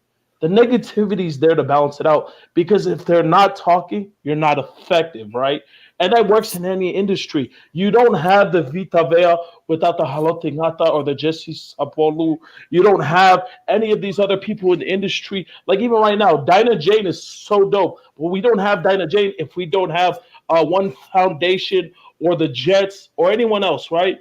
And like, it's really understanding those who have paved the way. Now, if people are disrespected by The Rock not speaking his language, understandable. He has enough money to go and learn and really get into the classes to indulge, right? But should the man pass away and we forget all of his accolades, that's what's gonna hurt. Because if my kids ever come home and tell me some shit like, oh, Troy Polamalu is a bitch, I would smack the fucking taste out of my kid's mouth. You didn't watch him play. Fuck you. You don't know shit about him. You know what I'm saying? Like my thing is like protecting us. Because if we can't protect us, man, bro, we're pretty good at shitting on us. Like I'll tell you that right now. We are very good on shitting on us, and that's a fact. So, Will, if I haven't given you your flowers, Paulo Fest, anyone here, I speak in a life that every day you have an opportunity, take it. I don't care if it makes you look greedy. I don't care if it makes you look selfish. If you don't get out the barrel, then how the fuck are the rest of us crabs supposed to either, right? So with that being said, I just wanted to put that out there because to the kids watching right now, this is not a dialogue to put anyone down or call anyone out. This is a dialogue to solve for X. Right now, we're looking for X. All right, no worries. Thank you much, Savage. Anybody want to add on real quick? Because I have one last topic I want to bring up before we conclude the podcast. Anybody want to add on? Are you guys good? You guys good? Okay, cool. All right, thank you so much. Thank you so much, everybody that's watching right now. Shout out to you guys. Don't forget to like and subscribe. And don't forget, we're about to conclude. So anybody else wants to click on that public link and jump on, whether you agree or disagree, I'm giving you the opportunity, and give you no handout, but I'm gonna give you the opportunity to come on here and beat us on our level and challenge our model. So thank you so much. But I want to bring up this last topic to conclude. I know I don't know if it was Rose who brought it up. Said that Pacific Islanders who become very successful, they owe it to give it back to the people, to give back to the community. That's a very interesting conversation I want to have, because for me in my personal opinion, nobody owes you anything in life. Nobody owes you absolutely not a damn thing in your life. If you want something, you go out and earn it. I know a lot of times when we see Pacific Islanders who become very successful, and we expect them to give money, we expect them to give back to the community.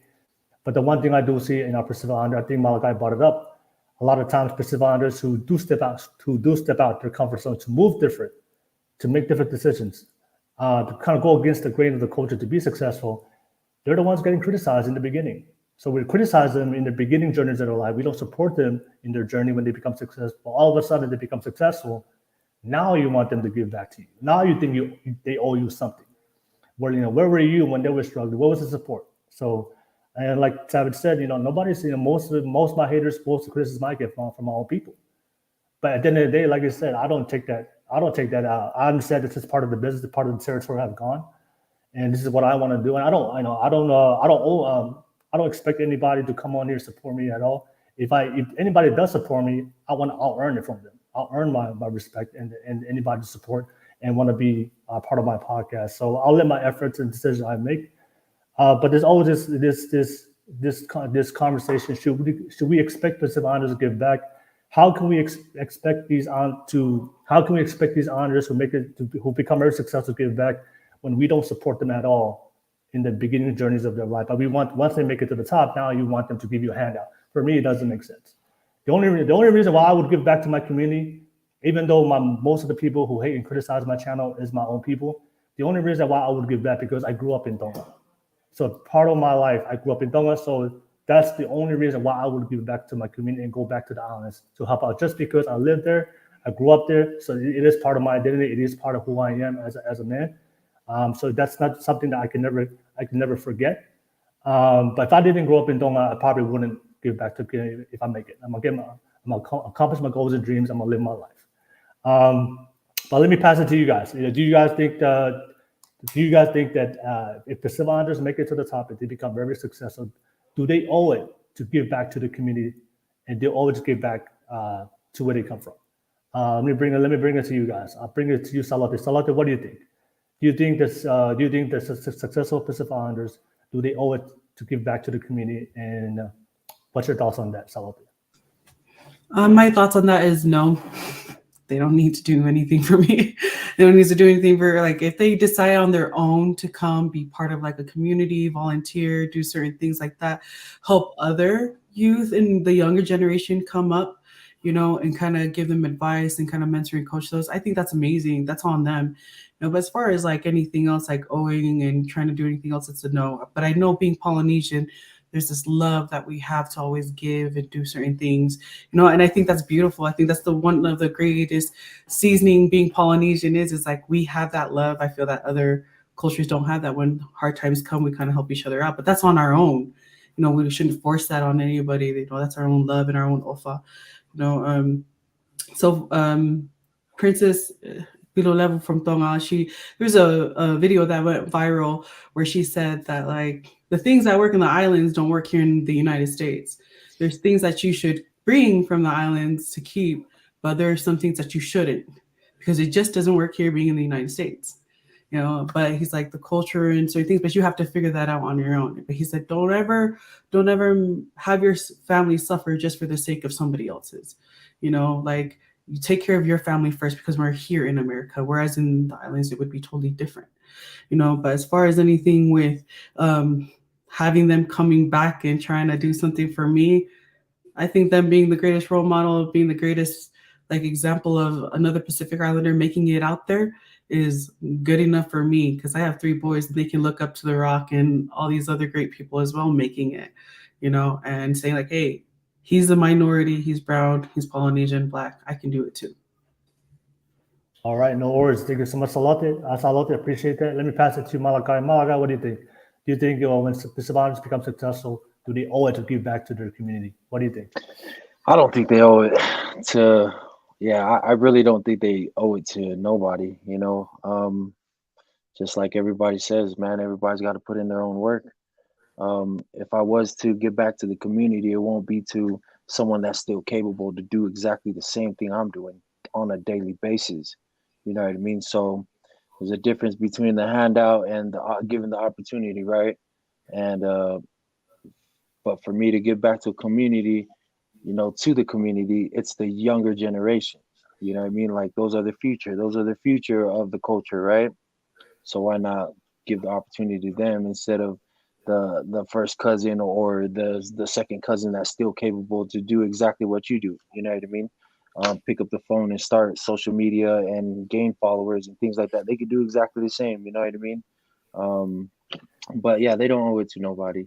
My parents told me when they first came down from the islands, they're like, you know, when we first got here, we thought we're gonna send so much money back to the islands, but we got here, we figured out that this shit is hard. This shit right here is hard.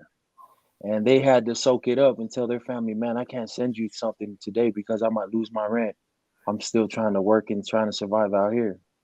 So, you know, from people back in the culture, back in the islands, you know, for them to have that pressure on us, yeah, to be honest, I just, yeah, I still love them. You know what I mean? I love them, but I will only do things that I'm capable of. You know what I mean? I won't bite off anything I can't. That's too much for me. You know what I mean? Because then that starts tapping into me stressing out. I ain't gonna stress out over it. I won't stress out over it. So, but yeah, I don't think, my opinion, I don't think we owe it to anybody in the culture. So, like I said, we're all doing it together. Everybody's doing it together, and you know, with me, I started a clothing company business while I was still incarcerated, while I was still in prison. You know what I mean? And here's my clothing company right here. As soon as I started coming out with a few shirts, everybody's like, "Oh man, you rich? Let's get some of this. Let's get some of that." It's like, dog, I'm a small kind. You know what I mean? Very small kind. But it's crazy because, you know, like it's those that don't want to seek the opportunity. They just want to seek the handout. You know what I mean? And I'm not obligated to give it to them, so I don't feel bad if nobody wants to give back to the community or whatnot. You know, but it's what kind of community you give back to. You know, so that's all I gotta share. Thank you. All right, no worries. Thank you so much, Malachi. I appreciate that. Let me pass it to Joe. Joe, what do you think? Do you think that we are Pacific Islanders become successful? They owe it to give back to the community. What do you think, Joe? Joe?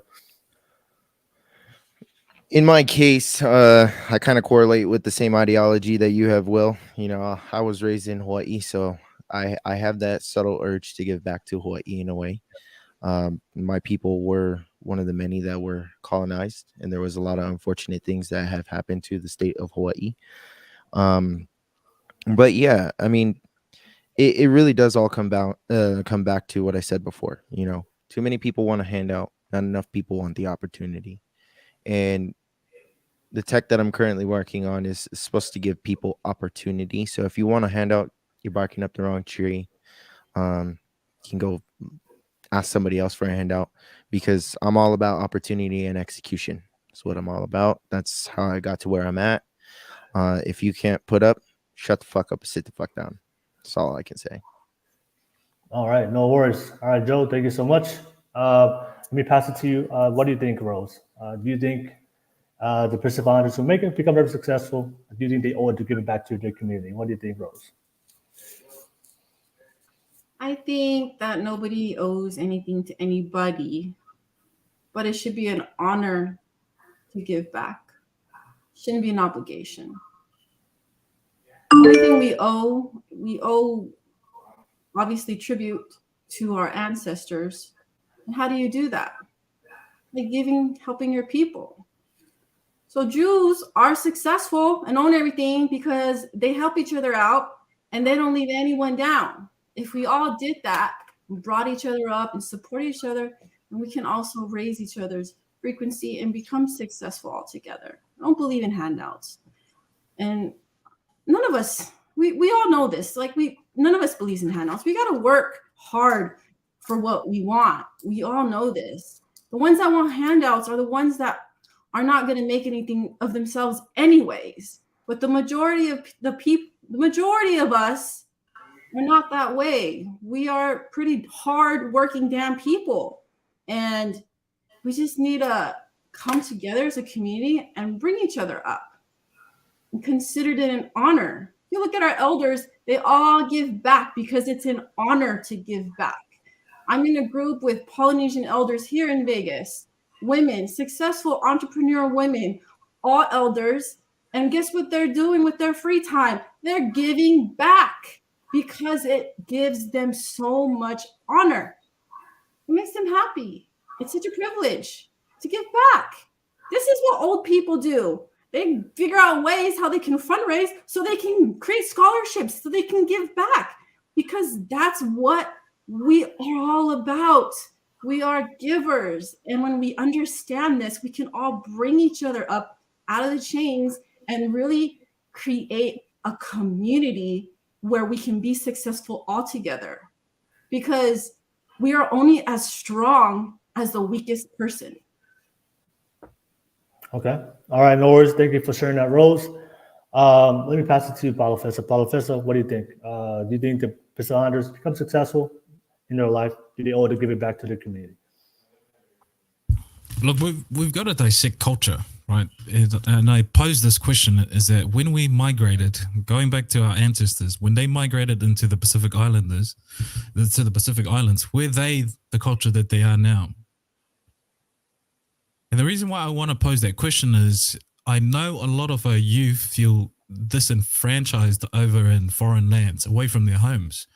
And it's that guilt or that sense of responsibility to try and abide by their culture and their customs. To me, I think very differently. Look, we're under the same level of migration as our ancestors. Maybe not to the same degree, but the same principles applies.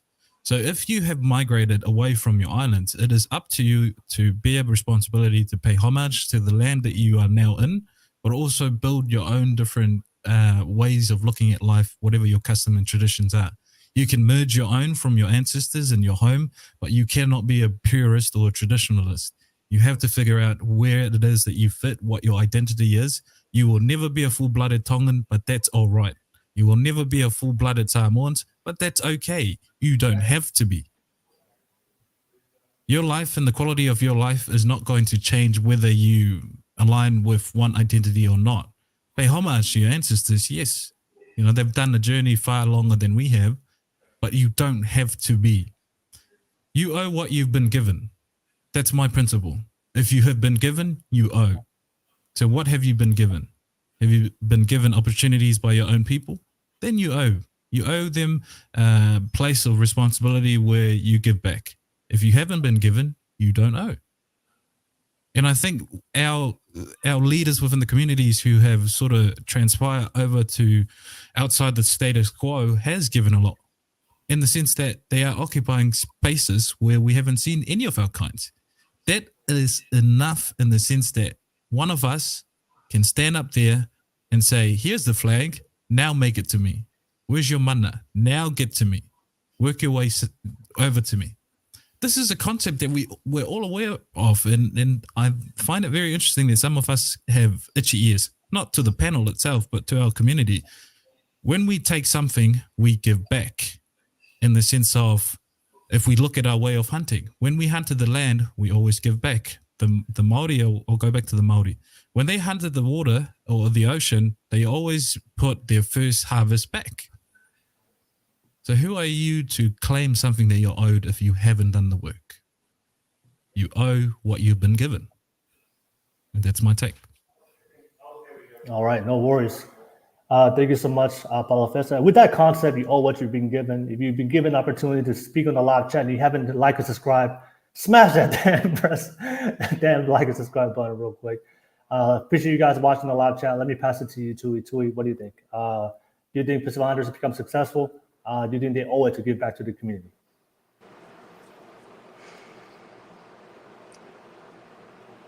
Okay. Are we talking monetary wise, or are we talking about creating opportunities for Anything. people? Okay. Then yes. Like I don't think anyone owes each other anything as far as like giving you a handout. But listen, I grew up in Hawaii. I live in Hawaii, and I've lived on the mainland. You know, I've done that, chased the bag, but it all came back to my roots in the end. You know what I'm saying? And if I can help my community, I will, always. And I think Joe knows what I'm talking about when I say this, because when we grew up in Hawaii, and it's a tight-knit community regardless of whether or not you're Polynesian. However, I live in Waianae. It's the west side of Oahu. We have the biggest Hawaiian population in the entire state. And I'm not I'm always concerned about the adults, you know, especially between the ages of 28 and 35. That's my age range. You know, the things that they're not doing. And, you know, what they want. They want sovereignty for Hawaii. They want Hawaii to separate from the US. But they have no idea how to do that. And what Joe's doing, right?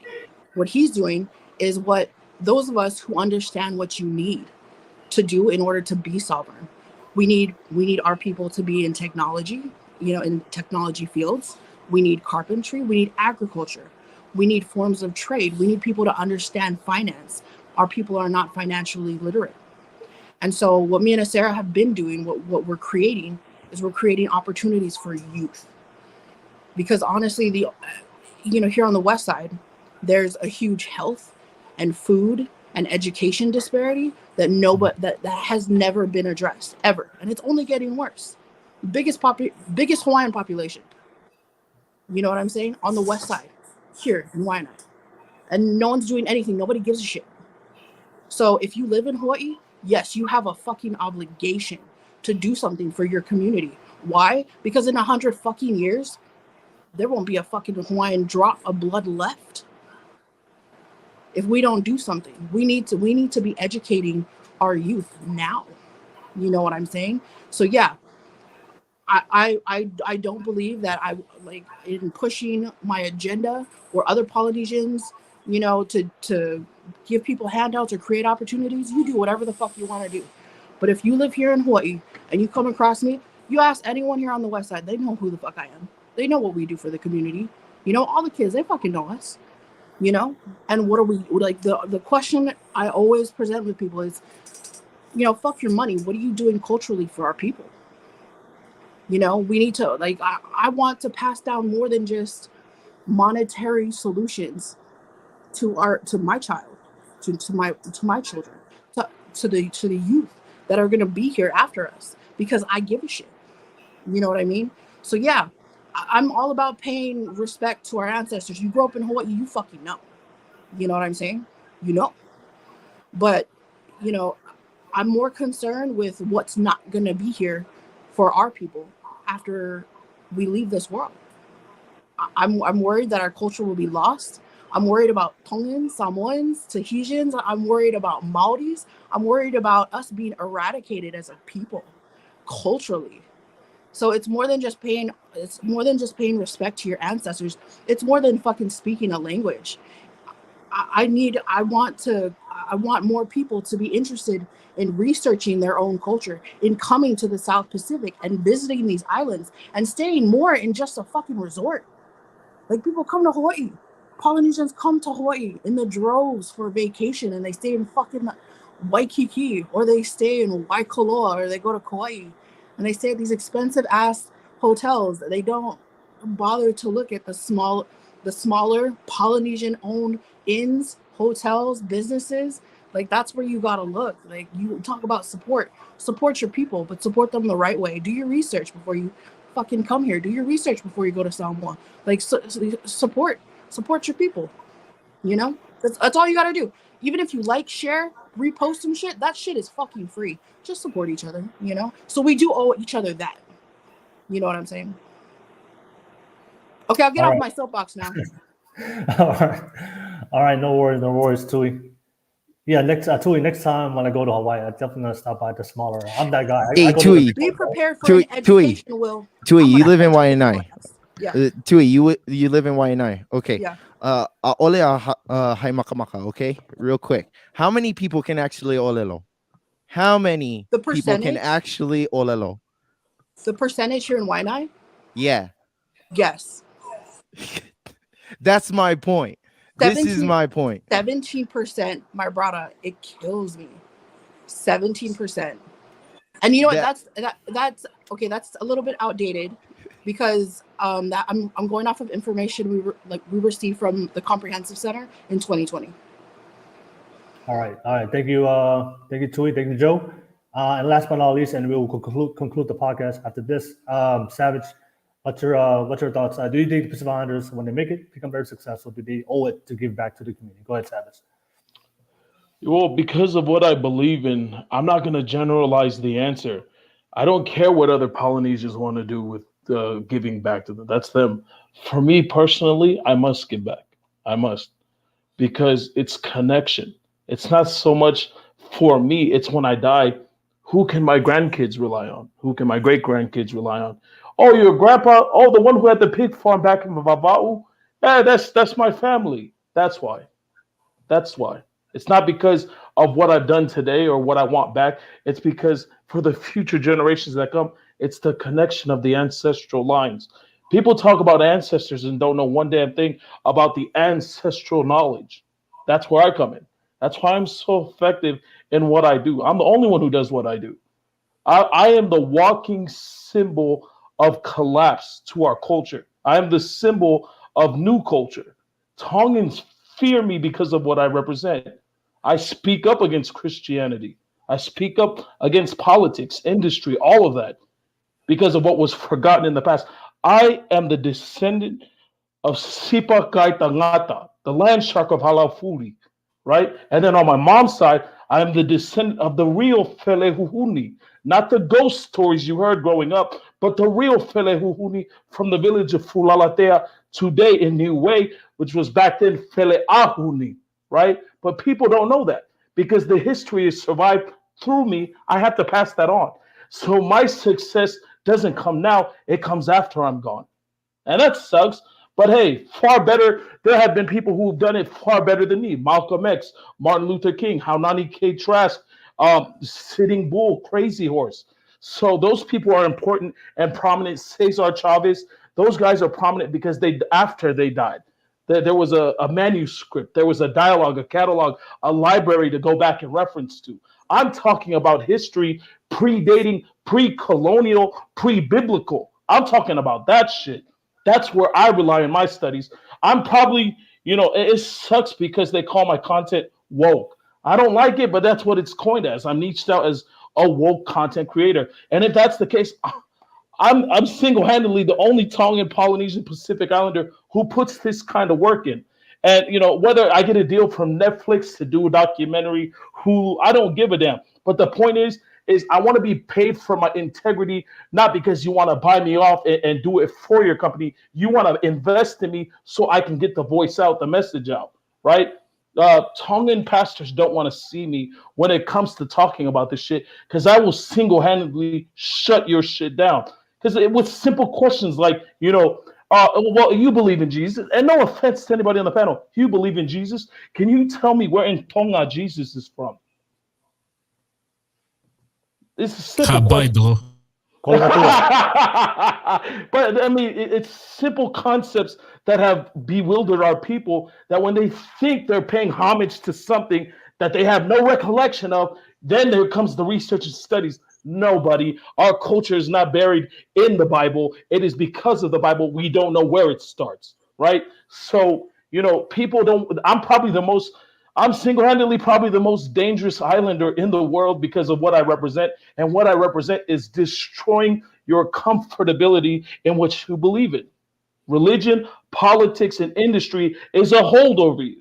So if that's where my success is rooted in, and I'm the only one to do it, whatever comes out of that, I will give back because I wasn't the first to do it, nor will I be the last. What I am grateful for is if any of those leaders had social media today, they wouldn't need to protest. The Polynesian Panthers, none of these guys, they wouldn't need to protest. You could get the message out in an upload in less than 10 minutes. You could create a whole library in less than a year. I've managed to do this in 2 years. I've been offered by the University of Northern Arizona University to come out and speak. I've spoken at 2 seminars, indigenous seminars that weren't even of my own people because we've lost our indigeneity. We've given it up for monarchy that doesn't even run by our own system, but is modeled after a British colonial system. People want to call him the king of Tonga and don't even know he actually thrived off the Tu'i system. There were many chiefs of Tonga. And I can never forget this. I can't let it go. If that is ever deleted from our history, shame on all of us. So that's where my success relies in, is that I have to pass that on.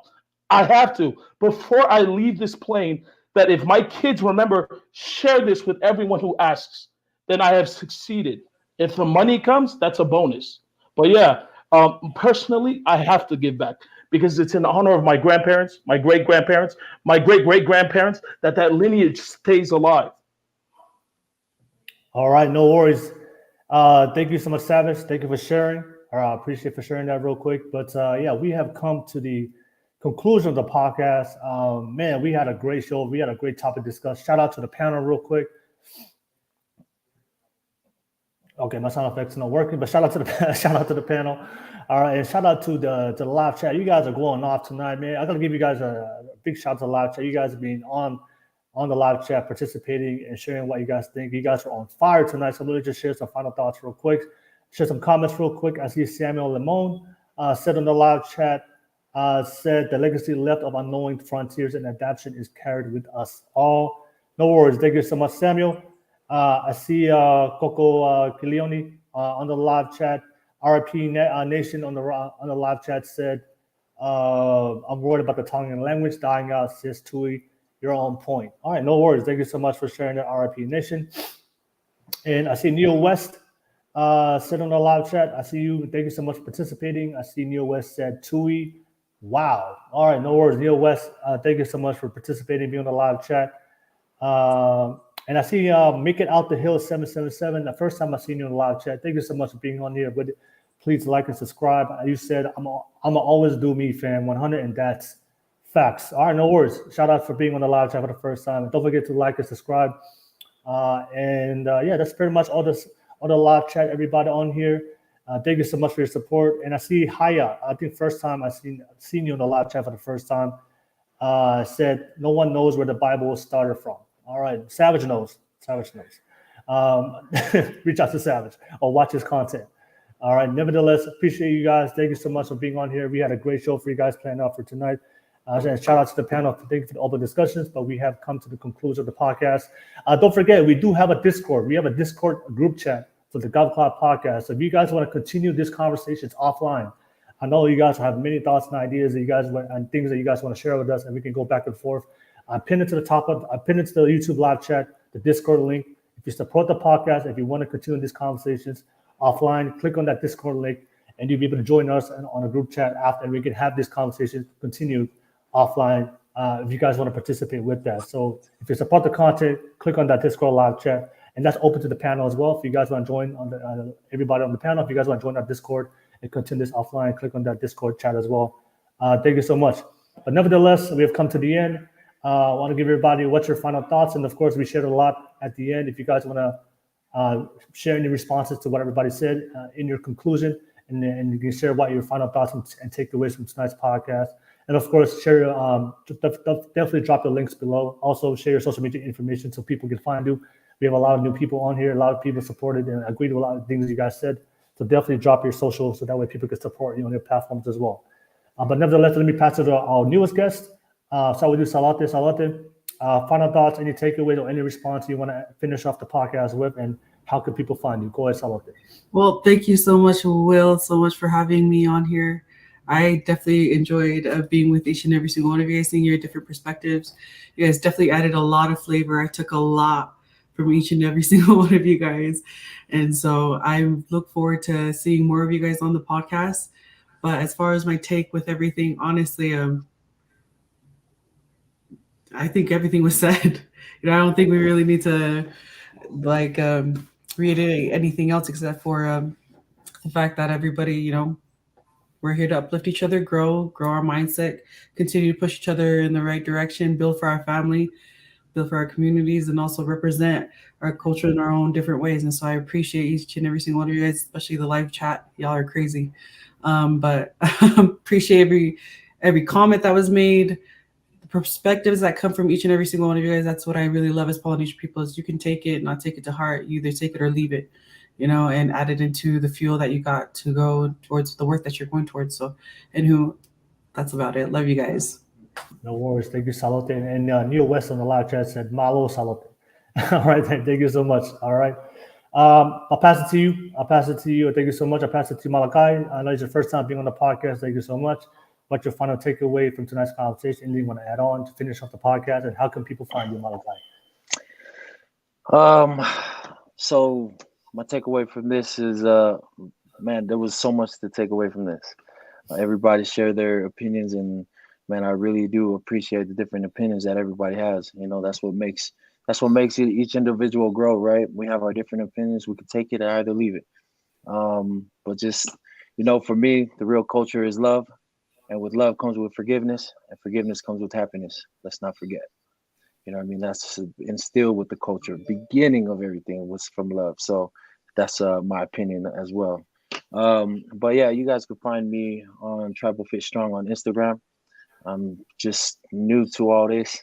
But yeah, if you guys want to follow a story of a drug addict and someone that's come home from prison, follow that page, man. But I appreciate every single one of you guys, man. I love everybody, man. Appreciate it. No worries. Thank you so much. Malo Pito Malakai, thank you so much for being on tonight. I'll pass it to you, Joe. Joe, go ahead. Thank you so much. What's your takeaway, final thoughts you want to add on to conclude the podcast? And how can people find you, Joe?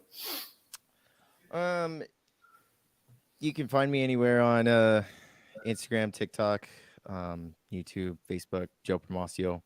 Pretty much the only one out there. But yeah, Salt Valley Media has officially launched. I officially have my LLC in place here in the Salt Lake Valley. Anybody looking for any marketing design and UX UI materials, let me know. Other than that, I'm out of here. All right, no worries. Thank you so much.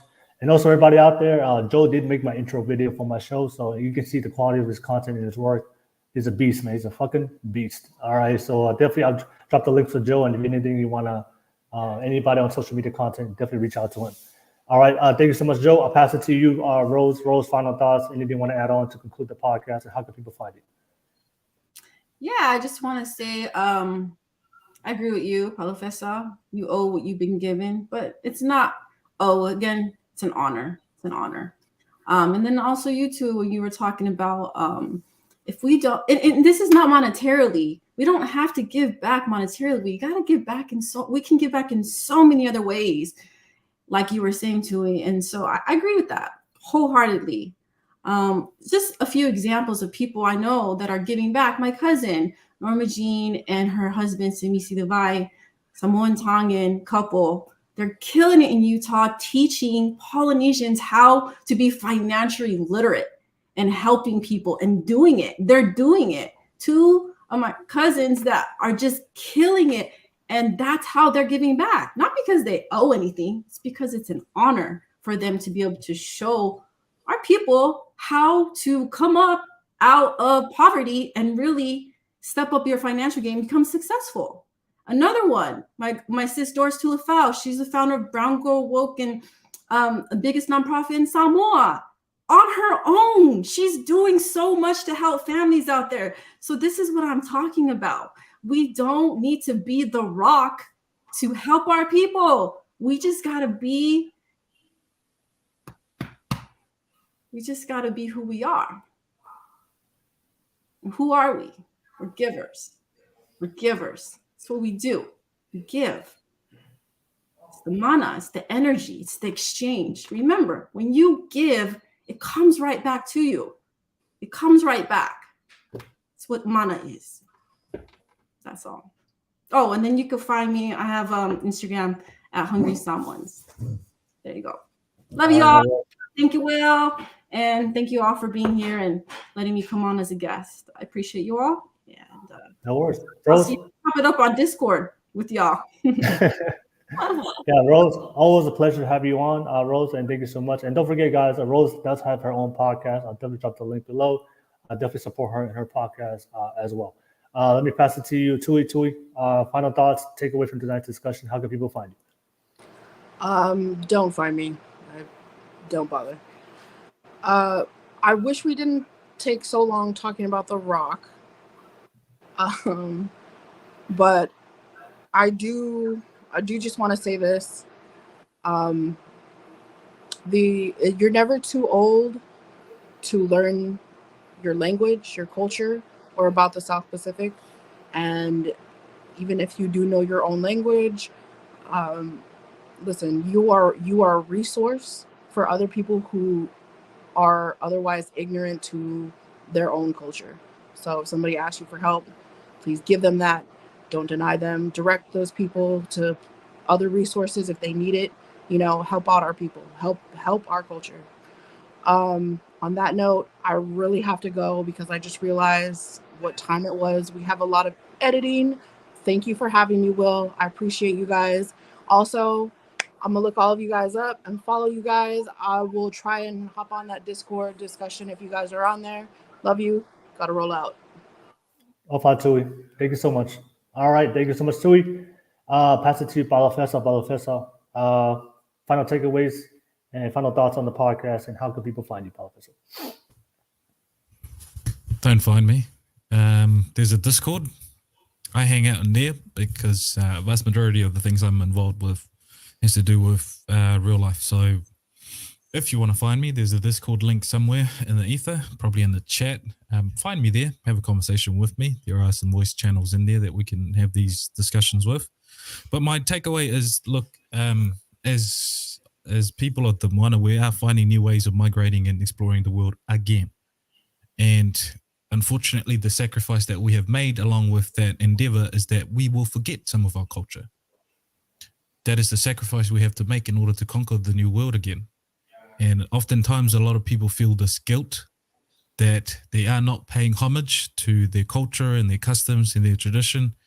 But it is the sacrifice that we embark on and we take on when we look into the world, into the new world, to find opportunities. So for me, as a Tongan-born man, born and raised in Tonga until the 2008, the day that I land on this beautiful country of New Zealand, Aotearoa, is the day that I realized that I will no longer have the same degree of culture and tradition that my peers back home will have. And that's just truth. And I cannot sit here and try and compare. There's just no way of doing it. So, look, it's exciting for me in the sense that I understand that we might lose our culture and the tradition that our ancestors have brought forward, but the principle still remains, as that there are new lands to explore and that I must create things for my own family, and hopefully they take on that legacy and create for themselves. And that's what I'm more interested in. I'm not interested in things that we do just because we are Tongan. That provides no value to me and my family and the people that I am around. You're a human being, and if I have something to give, I will give it. And if I have something to ask of you, I will ask of you. And if we just happen to be from the same lines of ancestry, then good on us. But at the end of the day, we are human beings, and I will always pay my respect and homage to my ancestors, but my principle remains. I'm a navigator by heart, and I will navigate the ocean as I see fit. So to the panel, thank you for allowing me to jump in late and have an opinion on what we discuss here tonight. It's always a pleasure to jump on with different people and hash it out and maybe punch it out verbally. And again, well, the opportunity is always, I'm always grateful for the opportunity you've given me. So in saying that, I will see some of you guys in the Discord and probably after the show. If you want to reach me there. Let's have a conversation if you want to have a take on my bad takes. Other than that, thank you. All right. Thank you so much, Balafesa. Thank you so much. Always a pleasure. Welcome to have you on. And last but not least, Savage, final thoughts, any takeaways, and how can people find you? Yeah, just TikTok. I'm mainly on TikTok these days. I keep getting banned on Instagram. I got a YouTube channel, but find me on TikTok.